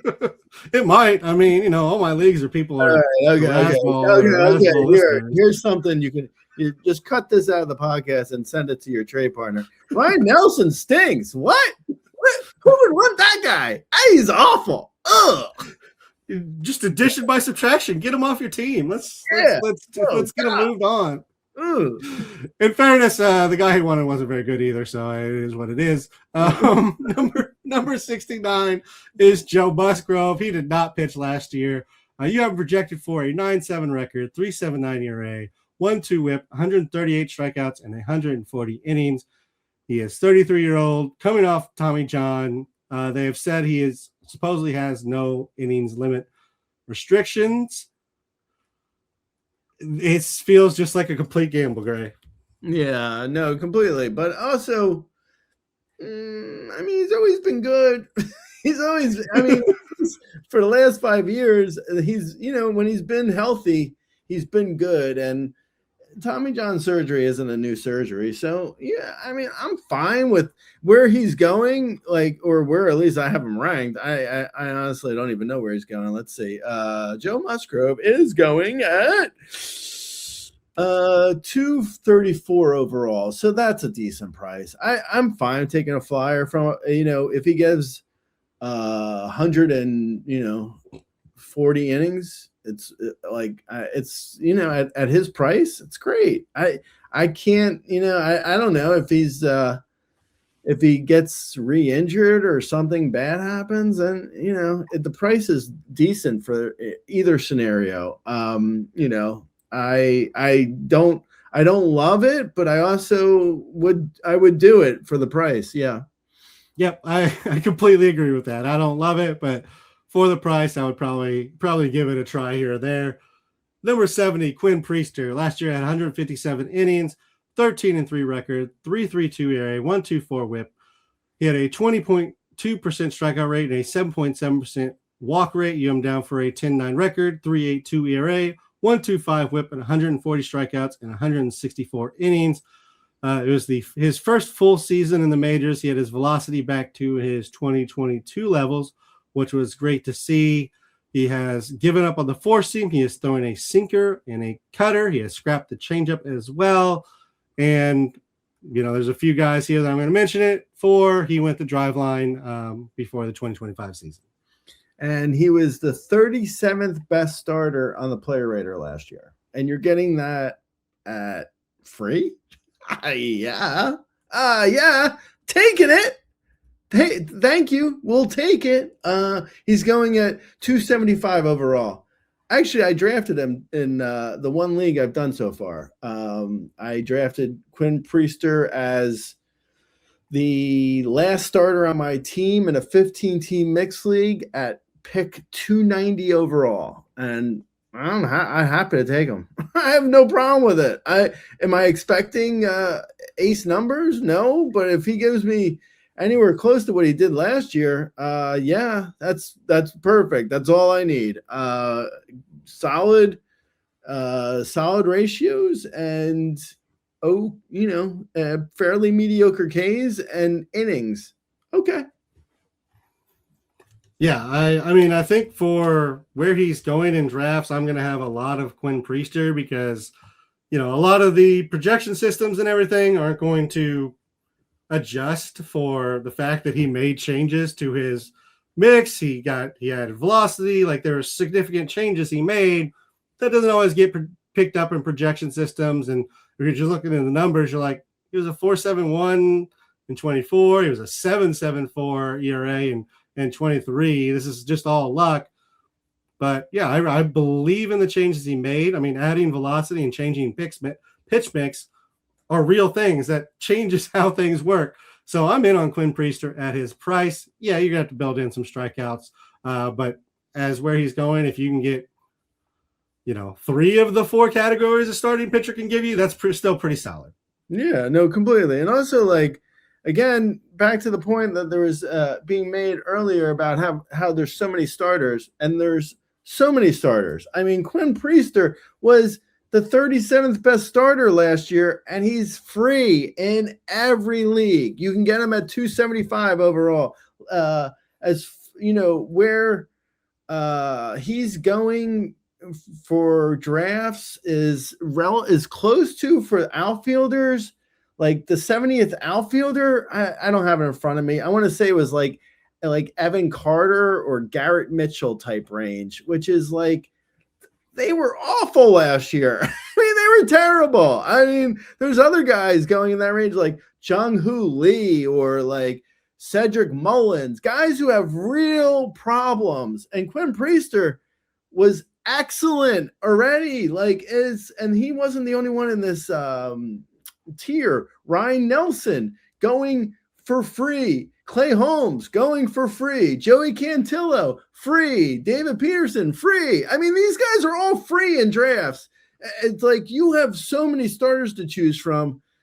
You don't want to be choosing outfielders at 270 overall and hoping you get something out of them. Yeah, it gets real ugly at the positional spots at some point. Whereas the pitching, as I mentioned, still pretty good down here. Starting a new tier at 71 is Jack Leiter. He had 151 innings last year, 3.86 ERA, 1.28 WHIP. You have him down for a 9-10 record, 3.71 ERA, 1.26 WHIP, 164 strikeouts and 161 innings. I mean, this is a guy that was once the second pick in the MLB draft. It seems like he lost some velocity following that, but it's returned. Worked in a sinker last year through the change more. And he was another driveline guy. Yeah, I wrote a sleeper post for Jack Leiter. I'm absolutely in on him again, more so than I've ever been. Actually, I love Jack Leiter this year. He feels like a guy who, like, there was insane amount of hype over, and then he failed for a little bit, and people just forgot about him and were like, "Oh well, I guess he's." He stinks now. And then he has an actually pretty solid season last year, and no one pays attention, and he's going at like 250 overall in drafts. And there's all this upside. Like, I really feel like people don't remember that, like, top 20 starters, top 10 starters will be drafted in the 250 range for starters. Like, there will be guys who break out, like a Jack Leiter or a Logan Henderson who's coming up in the rankings. Like, these guys may not break out, but they absolutely could break out. And Jack Leiter's right there at the top.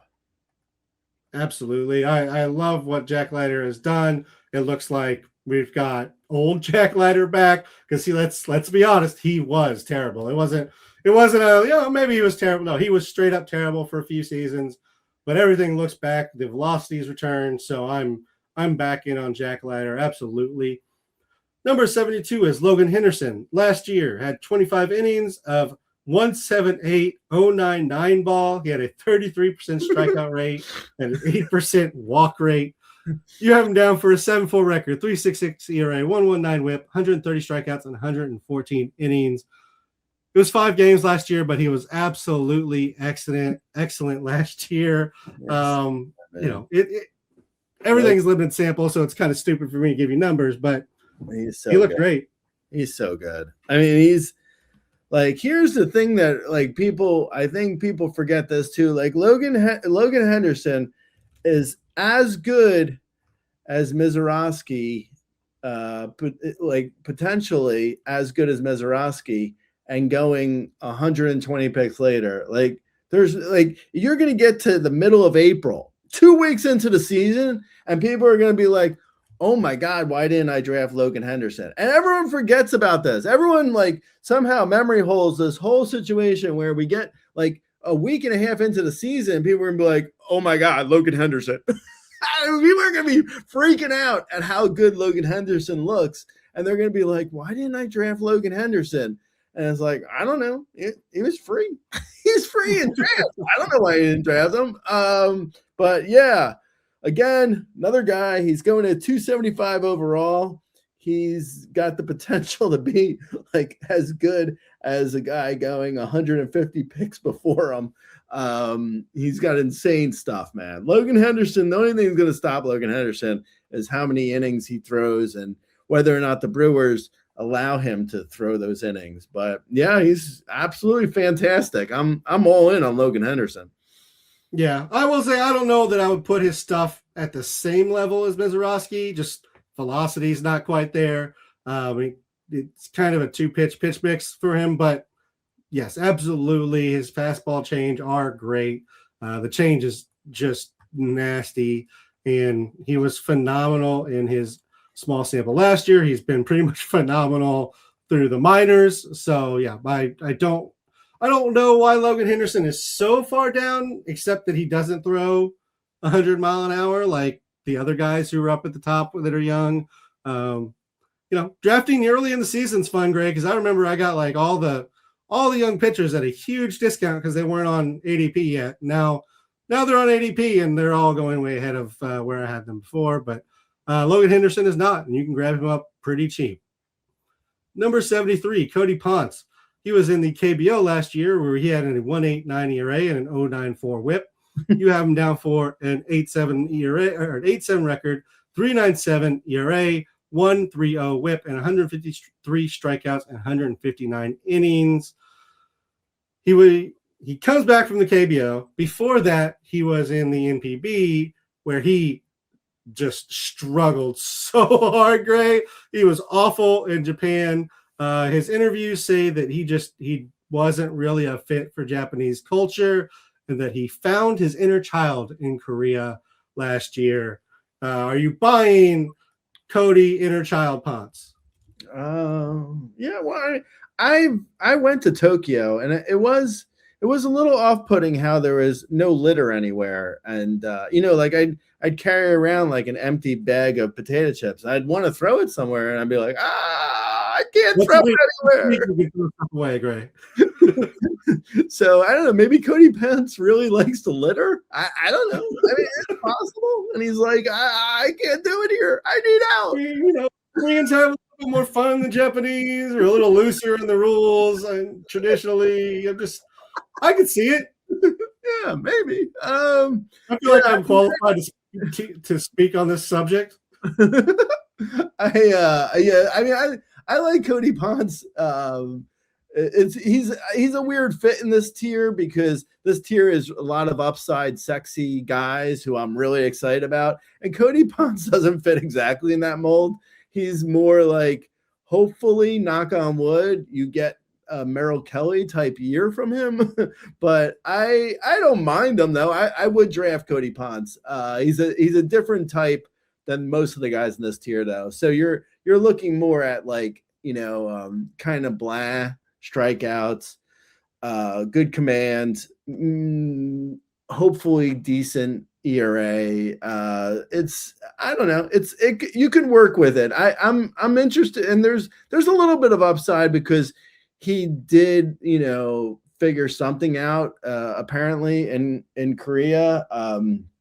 Maybe he figured out Korean hitters just aren't that good. So like, just throw it over the plate. This is a good thing to figure out. So maybe there could be something there. I'm fine with the flyer because he is going so late, but I do feel like the upside is probably a little bit more limited. Yeah. I mean, anybody going at like 400, it's hard to say don't take a shot on them, but maybe don't take a shot on Cody Ponce. I don't know. It's definitely possible. Like I said, there are cultural differences. I mean, Japan's got anime, which is kind of weird, and Korea's basically like 2006 US. They're doing boy bands, girl groups, and Oh, I know what rom-coms. I know. Maybe this is what happened. So Cody Ponce was in Japan. He was watching a game show where men were biting into doorknobs that turned out that they were chocolate. And then Cody Ponce was watching this. He's like, oh, I could do that. I could bite a doorknob. And then he went to his hotel room, bit the doorknob, cracked a tooth, and he was like, I hate Japan. Stupid Japan. At least the doorknob was probably clean. That's a good thing. Number 74, Gray. We got to keep moving. Noah Cameron, 138 innings last year. He had a 2.99 ERA, 1.1 whip. He had a 20.5% strikeout rate, 7.5% walk rate. You have him down for a 9.11 record, 3.32 ERA, a 1.12 whip, 143 strikeouts, and 157 innings. 84% left on base and a 241 BABIP. Says he was probably a little lucky, but I mean, he was still good. The K numbers in the minors were even higher, so there's still a little upside he could potentially add. And then he looks like he added a slider to his pitch mix last year as well. If I was going to take a flyer down here, I'd probably rather take it on Noah Cameron than Cody Ponce. Yeah, I wrote a sleeper post for Noah Cameron, so I like him a lot too. I think he's probably a little bit risky, but a big upside. Like I know the Royals moved the fences in, but I still think Noah Cameron's got some pretty big upside. Like I don't think he's scratched the surface yet, and he's already thrown 138 innings in the majors, which honestly that's good because and 32 innings in the minors. So I mean he could throw 155 innings this year in the majors. And we're talking about a guy who had a 2.99 ERA his rookie year. I mean, it's kind of shocking how late he's going in drafts because like he's going at 270 overall in that range. He's basically free in every draft. And he was a rookie who had a 2.99 ERA. Now, granted, the strikeouts weren't good, but like you mentioned, his strikeouts in the minors were good. So, and he's got good command.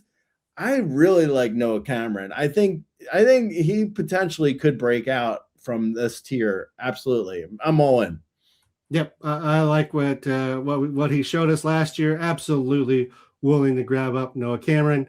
Number 75, Chris Bubic. Last year in 116 innings, he is a 2.5 ERA and a 1.18 whip with a 24% strikeout rate and an 8% walk. You have him down for an 8.10 record, a 3.46 ERA, 1.16 whip, 123 strikeouts, and 120 innings. We saw a velocity uptick from early in his career. The home run, the fly ball looks very sus at 5.7, but other than that, everything looked fine. Yeah, no, agreed. And I think there's, he was probably a guy who I moved around in the rankings, probably one of the bigger movers here and there, like when I was doing them, because I really like Bubic a lot. I just worry because he had a shoulder issue last year. So there's a little concern there. So he's going at 220 overall ADP. So I might have him a hair later than that, like maybe 240, but that's within range of being able to draft him. So I like him. And the shoulder worries me a little bit. So I like him with a little bit of hesitation, but I do think he can be excellent. Like he's at every point of the last 2 years, he's looked really good. Like you mentioned, the velocity went up. He's got upside from where he was, and he was already he was a 2.55 ERA pitcher last year in 116 innings. So I mean, he was already excellent, and he's got upside from there. So I like him a ton. I might not like him as much as ADP, but I'm willing to get in if the price is there. Yeah, I'm absolutely willing to get in on the Chris Bubic chain.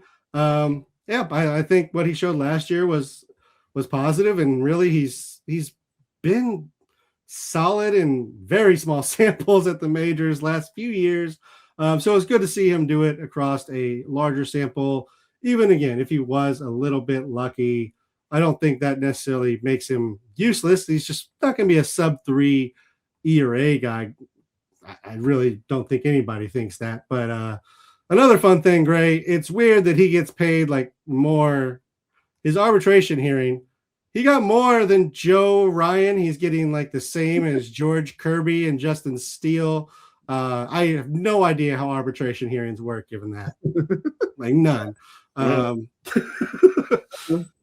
Speaking of weird arbitration meetings, they'll probably be coming up soon. Grayson Rodriguez, we talked about him on the Winter Meetings pod. He's heading to the Angels. We're not really going to talk about him here. Anything you want to say real quick? Nope. Okay. Number 77, Bubba Chandler. Last year, he had 31 innings in the majors. He had a 4.02 ERA and 0.93 whip. He had 100 innings in AAA, where he had a 4.05 ERA and 1.48 whip. You have him down for a 7-14 record, a 4.34 ERA, 1.41 whip, and 148 strikeouts and 136 innings. I mean, walks have always been a problem, except for in the majors last year. Ks are still solid. I mean, he's built to throw and like it looks good. But is Bubba Chandler worth gambling on? Yeah, I think so. I'm kind of surprised at how a little hype there it feels like for. Actually, I take that back. No, he's going at 150 overall. Yeah, no, I take it back. If you throw 100, you go inside the top 200. That's just how it goes. Yeah, no, he's going way before I'm willing to go in on him. That's unfortunate because I did like him.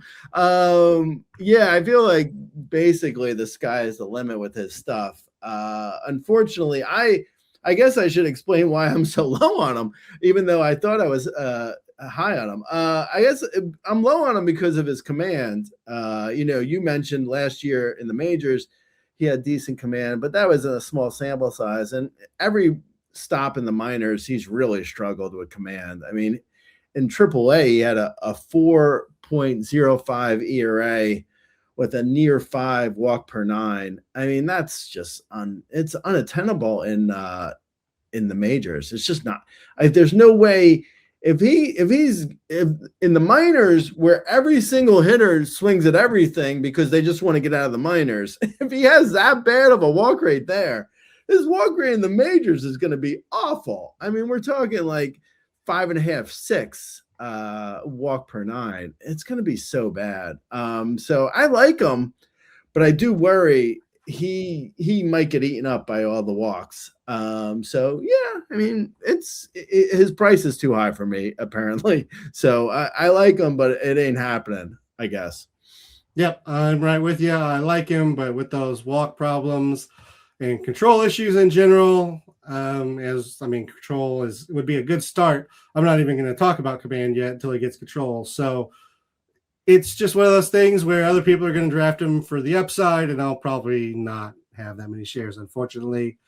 Number 78 is Roki Sasaki. Last year, he had 36 innings, 4.46 ERA, 1.43 whip, 17.4% strikeout rate, and a 13.7% walk rate. You have him down for a 5.6 record, 4.1 ERA, 1.36 whip, 98 strikeouts, and 108 innings. He never really got going last year between injuries and just kind of bouncing back and forth. But the stuff looks great when he's on the mound, Gray. Yeah, no, completely. I think we might be talking about our first middle reliever because I mean, I'd be surprised if the Dodgers really take him out because he was really successful as a closer at the end of the year, but even as a reliever, I mean, he found better success there than he was having it as a starter. And, the Dodgers have a ton of guys. I mean, Blake Snell's already injured, so there's that, but I don't know. I'll be interested in seeing if he's actually a starter because I kind of feel like he's going to they're going to go with the Landon Knack, Gavin Stone, River Ryan thing from the minor league guys, and Roki is going to be pitching the 7th inning or something. I don't know. We'll see. But I like Roki for a flyer for upside because the price is decent at $250 overall, just in case the Dodgers do use him, and he's figured something out because as a starter he wasn't great last year. So we'll see if he's figured it out and he can actually remain a starter. And the price is worth seeing, but if the price was higher, I wouldn't be in. But at 250 overall, where his ADP is, sure, yeah, I could see it. Yeah, I'm just going to go ahead and be back in on Roki, especially since he's going after 200. The stuff is nasty. Again, he didn't really ever get to get going last year. I'm going to be in. They've said he's going to start. He's going to absolutely, in quotation, be in the rotation to start the season. So he's at least going to get the shot at it. So yeah, I'm in on Roki, especially at his draft cost. Even though the numbers weren't there, this is just I watched him pitch and it looks a lot better than the numbers look. Parker Messick comes in at 79. Last year, he had 39 innings at the majors, where he had a 2.72 ERA and a 1.31 WHIP with a 23% strikeout rate and a 36% walk rate. In AAA, he had 98 innings of 3.47, 1.22 ball. You have him down for a 7-5 record, 3.94 ERA, 1.35 WHIP, 124 strikeouts, and 117 innings. This is another guy where the walks have been an issue, except in the majors last year randomly. What are your thoughts on Parker Messick? Yeah, he's kind of a like safety ranking in case Joey Cantillo doesn't get the fifth starter job for the Guardians, then Messick does. I like Cantillo better, as we mentioned before. Messick I like as well, though. So if Messick gets the starter job, then I'm really interested. If he doesn't get the starter job out of camp and is a starter as early as like May, June, a starter in the majors, that is, as early as May, June, I could see him having top 80 fantasy value, top 80 starter fantasy value, and being worth this draft pick. So even if he isn't a starter for the Guardians out of camp, I could see drafting him in deeper leagues, obviously, like a draft and hold, or a draft where you have deeper benches, not in a 12-team mixed league if he doesn't have a starter job out of camp, obviously, and you have to like use up a bench spot. That's not going to work in like an RCL, but in the right league, Messick plays well for me. I think he's as good as, I don't know, I kind of like him as much as Bubba Chandler. I think he's got as good an upside. His command is a little bit better than Chandler's. The walks are a little bit lower, but he's already got major league experience. He is just under 40 innings last year. We're solid. So yeah, I like Messick a lot. Not for every league though. No, not for every league, but I like him as well. I don't know that I'd say he has the same upside as Bubba Chandler does. It's probably a little more reasonable for him to reach it earlier on just because of the control issues. I said that Parker Messick had some walk issues in the minors, but they're nothing compared to what Bubba Chandler's done in the minors in general. So there's a little bit less to clean up on the Parker Messick side, but the stuff is probably a step down as well. Number 80 is Cade Horton. Last year in 118 innings, he had an 11-4 record, 2.67 ERA, 108 WHIP, 20.5% strikeout rate, and a 6.9% walk rate. You have him down for a 99 record, 3.86 ERA, 1.12 WHIP, 131 strikeouts, and 151 innings. He's another one who did have higher K numbers in the minors that didn't really cross over. The ERA estimators all say he was lucky. He really controlled the home run ball. He struggled initially, but he's terrific after that, Gray. I need you to talk me out of Cade Horton because I feel like I'm just going to draft him everywhere. From July to the end of the year, he had 14 starts, 73 innings, a 1.36 ERA, and an 0.86 WHIP. Definitely lucky over that time, but those are some very, very sparkling numbers. Yeah, no, I know. I was actually, so that's too bad because I was going to ask you to talk me into him. Well, there you go. We're both into him now. I just feel like, don't you feel like the K's are kind of whatever? Like the K's are kind of blah, and I don't know. I'm lower on him than most people. I'll give you that, and I'm not going to be drafting him probably in any leagues, because his ADP is way before where I have him ranked. So I just don't see myself getting him. So it's kind of it's just all at this point, it's all academic on me saying I like him at this price because I don't think he's going to be there for this price. But his K's just sort of, I don't know, they're kind of like, and his walks aren't elite. So the fact that he's got kind of meh K's and non-elite walks, I know he obviously had a great rookie year. I mean, won Rookie of the Year, which is a rare feat for a starter as it is. And, I think he won it handily. So, yeah, I mean, I don't know. I missed the Cade Horton hype train, apparently. I don't know.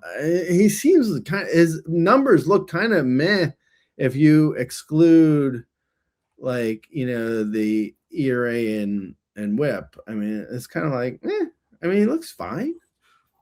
If you exclude 3 of the 5 categories that count for pitchers, he was only okay. It's weird, Greg, because we were just talking about Parker Messick and how he had higher Ks in the minors. There's still some upside. You agree with that. But then we look at Cade Horton, who had higher Ks in the minors. I say there's upside, and you're like, nah, there's no upside. He can't strike anybody out.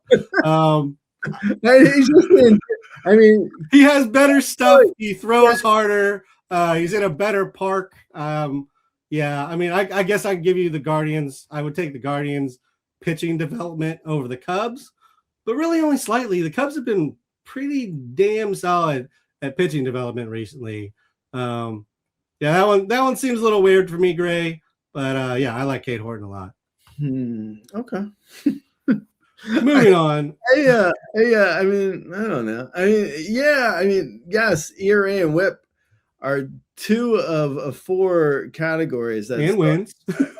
Yeah, and wins. Yeah, I mean, I guess 11 wins in 118 innings and 22 starts. Pretty solid. Yeah. I mean, wins are fluky. I mean, sure, you can give them wins. Yeah, I don't love that wins is a category, but it is one. No, I know, but I'm saying you can give him win. I'm talking about going forward. I'm not talking about what he just did. I'm talking about what he's gonna do. But yeah, I mean, he did do well last year. I mean, there's no disputing what he just did. It's a matter of what he's going to do, and what he's going to do. Looking at his numbers, I mean, I don't know. Maybe he's going to be good. Maybe I'm missing something because, why weren't the K's there last year? Because he did throw 118 innings. Where were the K's? I don't. Well, he had a 23.5% K rate after his brief introduction period that I talked about, Gray, which would be better than your boy Parker Messick's K rate. So let's not talk about Parker Messick in relation to. That's literally the guy we talked about right before that you said you liked. I'm just No, I know. I'm throwing out Parker Messick is a guy who threw under 40 innings. So I'm throwing out his numbers because he threw so little. And if I were gonna keep him, I mean, they were solid. I mean, but I'm throwing them out because they were such a small sample size. With Cade Horton, I mean, he threw 118 innings and he had a full year. He had 22 starts. So I'm just wondering where the strikeouts were. Again, in the second half, he was a 23.5% strikeout guy. That's perfectly fine. That's pretty much in line with everybody we've talked about today, because there's not a lot of 30% strikeout rate guys left once you get past a certain point. So again, I am fine with him. I love Cade Horton. You clearly do not, but that's okay. We'll talk about that. What was his strikeout rate in the second half against that? It's 23.5, Gray, which is again perfectly fine, not special, but there's nothing wrong with that. No, I know. I'm honestly just trying to. I'm honestly asking because I'm trying to figure out why. Because I'm the only one that doesn't like him, so I'm legitimately asking. I'm not being sarcastic. I know it's hard to tell because I'm always sarcastic. I'm legitimately asking. So 23.5, okay, which is 7.2 in the K per 9. I know you're more about K per 9. That's like what? That's like an 8.5. An 8. Yeah, it's like an 8. Okay. And the walk rate in the second half was what?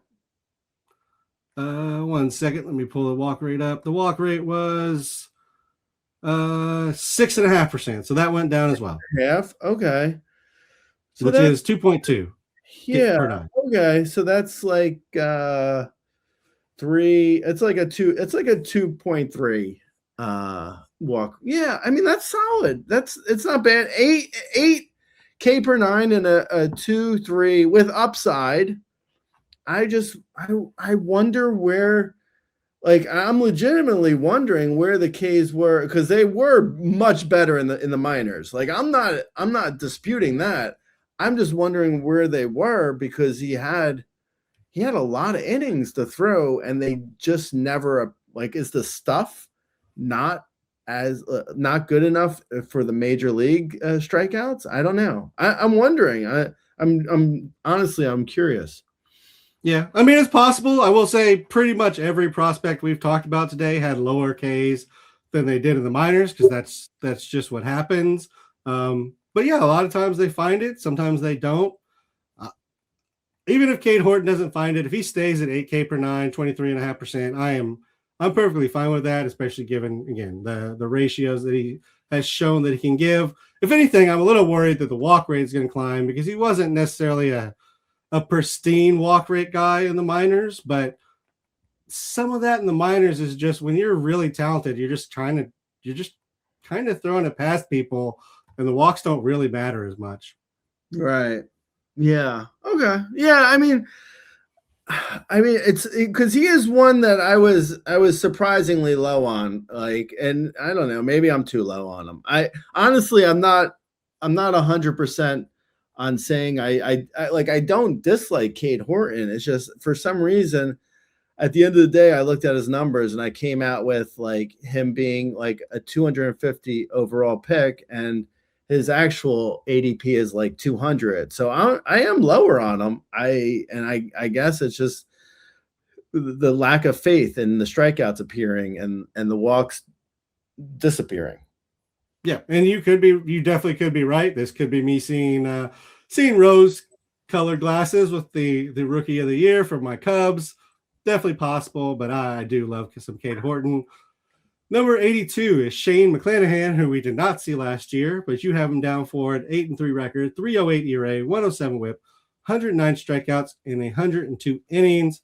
The last time we saw him was a very solid pitcher. Reports are good, but this is another one where you're just kind of gambling a little bit. We're just throwing the chips down and seeing where they fall. Yeah, and also, I mean, I have him ranked at like 250 to 275 overall. So he's basically, in my eyes, if he's a free pick, he's great. Go for it. He's going at 225 overall, so he's going a little ahead of where I have him ranked, give or take. I mean, within range where, I mean, you could possibly reach for him. It's like at after 200, everyone's fair game pretty much. So I'm not against it, but yeah, I have no idea what to expect. I don't think anyone knows. I mean, he could be incredibly solid. I mean, he's had a really, every time he's been on the mound, he's been excellent. It's just a matter of staying on the mound. Yeah, and I mean, he's missed 2 years now, so it's hard to say that he's going to come back and be the pitcher we saw. And he's going pretty early, at least. You said 250, which is late, but kind of where we are now, we've already talked about most of the guys going in that area. We talked about Matthew Boyd, Roki Sasaki, Jack Flaherty, Zach Gallen, Joe Musgrove, who seems like, kind of if you're going to take an injury risk, I think I'd probably take it on Musgrove over McClanahan.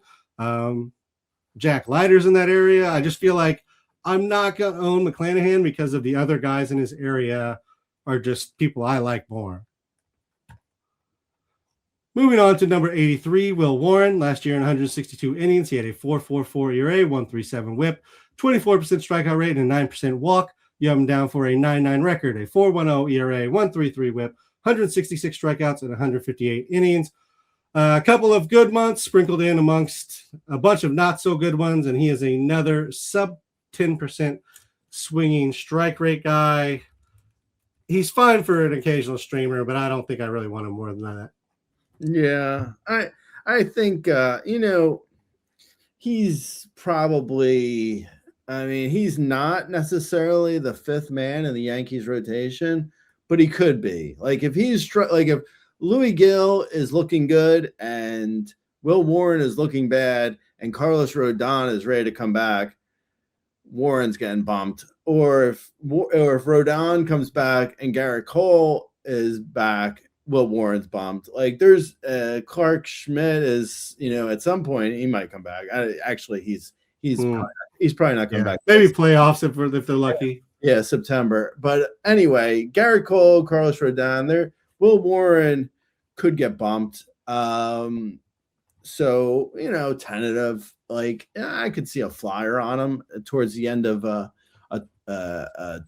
draft for like your rotation. But yeah, I mean, I don't have huge hopes for him. Otherwise, he'd be ranked higher. But I mean, he's fine for a flyer potentially to see if the strikeouts get there and, potentially the command gets better, but there's a lot of risk. Yeah, there's a lot of risk here. I will probably not have many shares of Will Warren. Like I said, I don't mind him as a streamer. He's pretty solid in that role, but not good enough to roster all season really, unless it's a deeper league. Number 84 is Casey Mize. 149 innings last year, 14-6 record, 3.87 ERA, 1.27 WHIP, 22% strikeout rate, 5.7% walk rate. You have him down for an 11-9 record, 3.76 ERA, 1.22 WHIP, 147 strikeouts in 161 innings. Really struggled in July and August, where a lot of people struggled, but was pretty good outside of that. He threw the splitter more, scrapped the curve, and he was a driveline guy as well. What are your thoughts here on Casey Mize, who is another, at one point he was considered the best pitching prospect in all of baseball, and then that fell off pretty quickly. But what are your thoughts now? Yeah, I mean, again, there's just so many starters that Casey Mize, if you were to come back from the future and be like, hey, Casey Mize has a top 30 starter season, it wouldn't shock me. I mean, it would shock me that you were a time traveler and that was the information you were bringing me back. I mean, that would be a little bit shocking. I wouldn't be so happy about getting that information. I would prefer other information. No, you're probably going to make a lot of money on that in Vegas. Yeah, I mean, yeah, I guess. If Vegas takes bets for Casey Mize being a top 30 fantasy starter on the Razzball Player Rater, then yeah, I guess I can make some money. I don't mind Casey Mize, but it's about the price. The price is really good. So, I mean, on the other hand, the fact that he has the potential to be a top 30 starter, according to Future Boy, or he could be out of the rotation by April and Drew Anderson could be the Tigers' fifth starter, or Melton could be the Tigers' fifth starter, or Montero. They have other guys. So Mize is, probably a solid flyer, but don't get carried away. Yeah, I'm with you. I like him as a guy you can take late, but would not necessarily be bumping him up 100 picks to make sure you roster him. He's a solid pitcher you can grab late, but I don't think he's necessarily more than that at this point, unfortunately. Number 85 is Mike Burrows. Last year he had 96 innings of 3.94, 1.24 ball. You have him down for a 9.7 record, 3.94 ERA, 1.31 WHIP, 151 strikeouts, and 148 innings. The difference between him being a 3.94 and a 3.49 is just his first two starts. So there's even potential that he could have looked a little bit better. I thought you were going to say the difference between 3.94 and 3.49 was his dyslexia. I anticipate something different there. Mike Burrows is also the difference between 3.94 and 3.49 is the fact that he's now on a good pitching team. he's on a team that can develop pitchers. So that's good.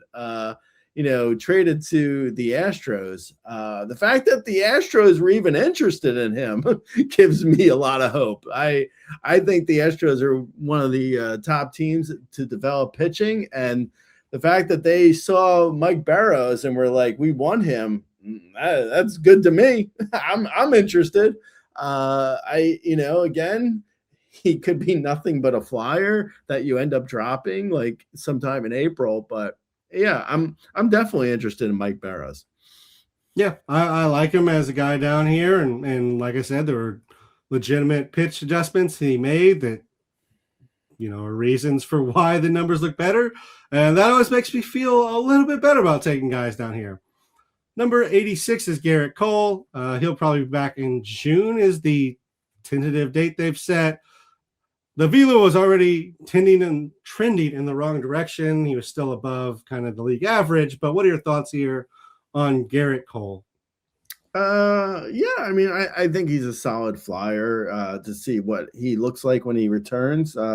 There's a chance that, he could come back and be excellent in his return. More than likely, probably as most guys come back, they struggle a bit. So, he could potentially come back with a little bit worse command as most guys do, and then have to find that command.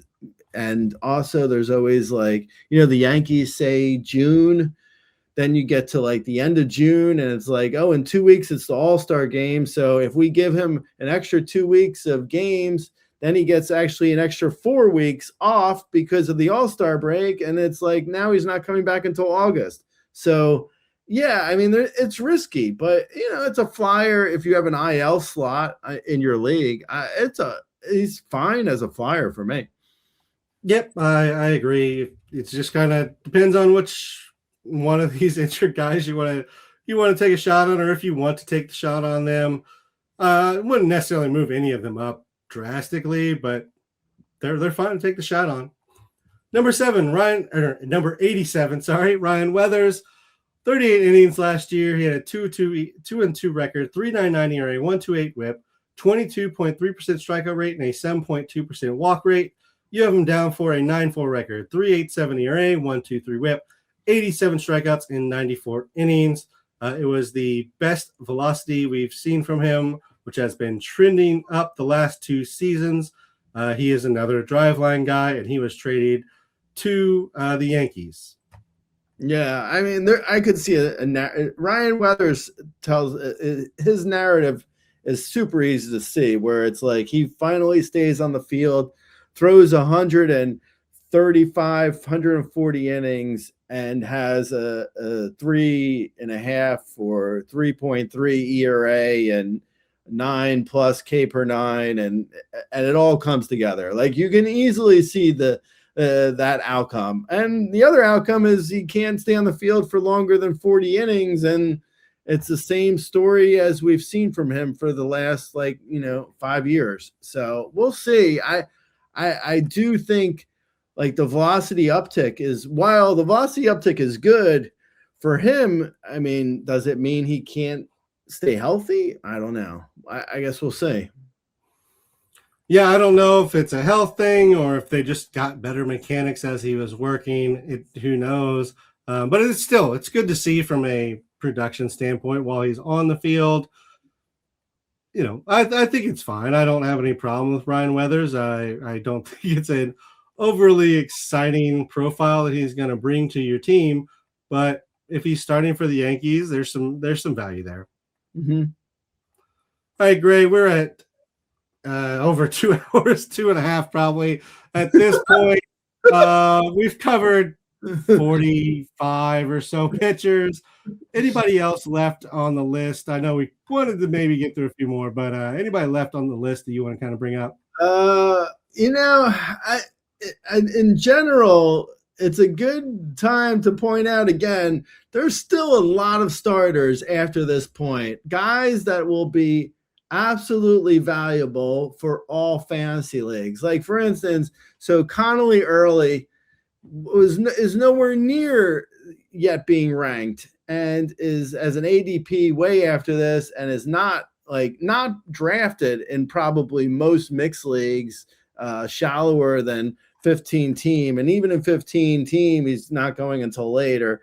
But like he could be excellent for 75 to 100 innings this year. Another guy who I mentioned earlier, like Troy Melton, could be excellent. Jonah Tong, Braxton Garrett, Braxton Ashcroft, every Braxton, Brandon Sprout, Peyton Toll, Tyler Mall, Justin Steele, you mentioned, Jacob Lopez.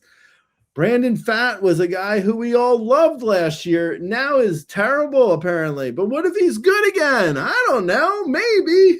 Ronaldo Lopez was excellent. Then he was bad, but he's back in the rotation apparently, as long as he's healthy, that is. Jose Soriano. I mean, there's so many guys. There's another 40 guys who are going to be, have moments of either value.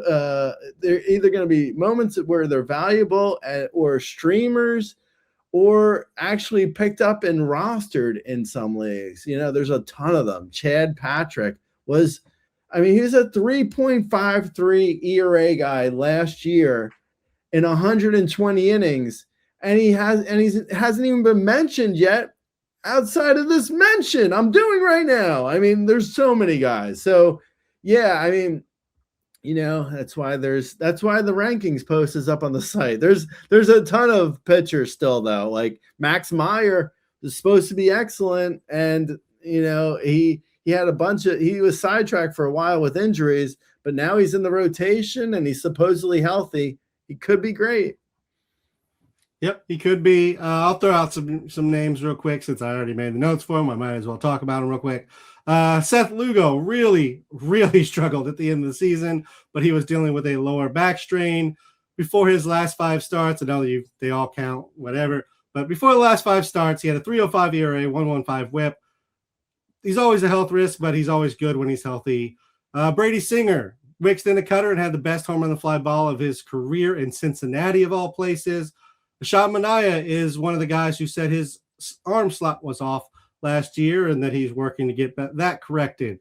Jamison Taillon had 2 bad starts in June, and other than that, he was really consistent last year. Chad Patrick, you already mentioned, he had a little bit of velocity last year. That's always nice to see. Bailey Ober, he says he was dealing with a hip issue and that he's been working with a specialist this offseason. Even year Aaron Nola, who knows? Maybe he could still do it, Gray, even with absolutely no stuff anymore. But hey, even year Nola has never missed in his career, so you'd never know. Kodai Senga had a hamstring issue in July, was really bad in the second half. It still came out with a 3.02 ERA. I feel like he is just being disrespected completely. Zebby Matthews down here, I love him. Velocity's up from he had a kind of a down set in his minor leagues. It's back up in 2025. Mitch Keller, I've always liked, and he does not a 6-15 record bad. Reed Detmer's velocity bump last year. Jose Soriano was horrific in the start and then was really good. There's so many more people that we could talk about, Gray, but that's who I was going to bring up real quick. If you have any specific questions, you can always find us on X. I am at RazBeaton. Gray is the owner of the @Razzball account. You can find us on youtube.com/RazzballFantasy or in the comment section on Razzball.com. This is the last of our positional previews. We don't ever do a relief pitcher one just because it is a very fickle position. We'll try and talk about that on our other shows. But Gray, it's been a fun positional preview for 2026, and I'll talk to you next week when we get into news, notes, etc., etc. All right, Lates. All right, see you.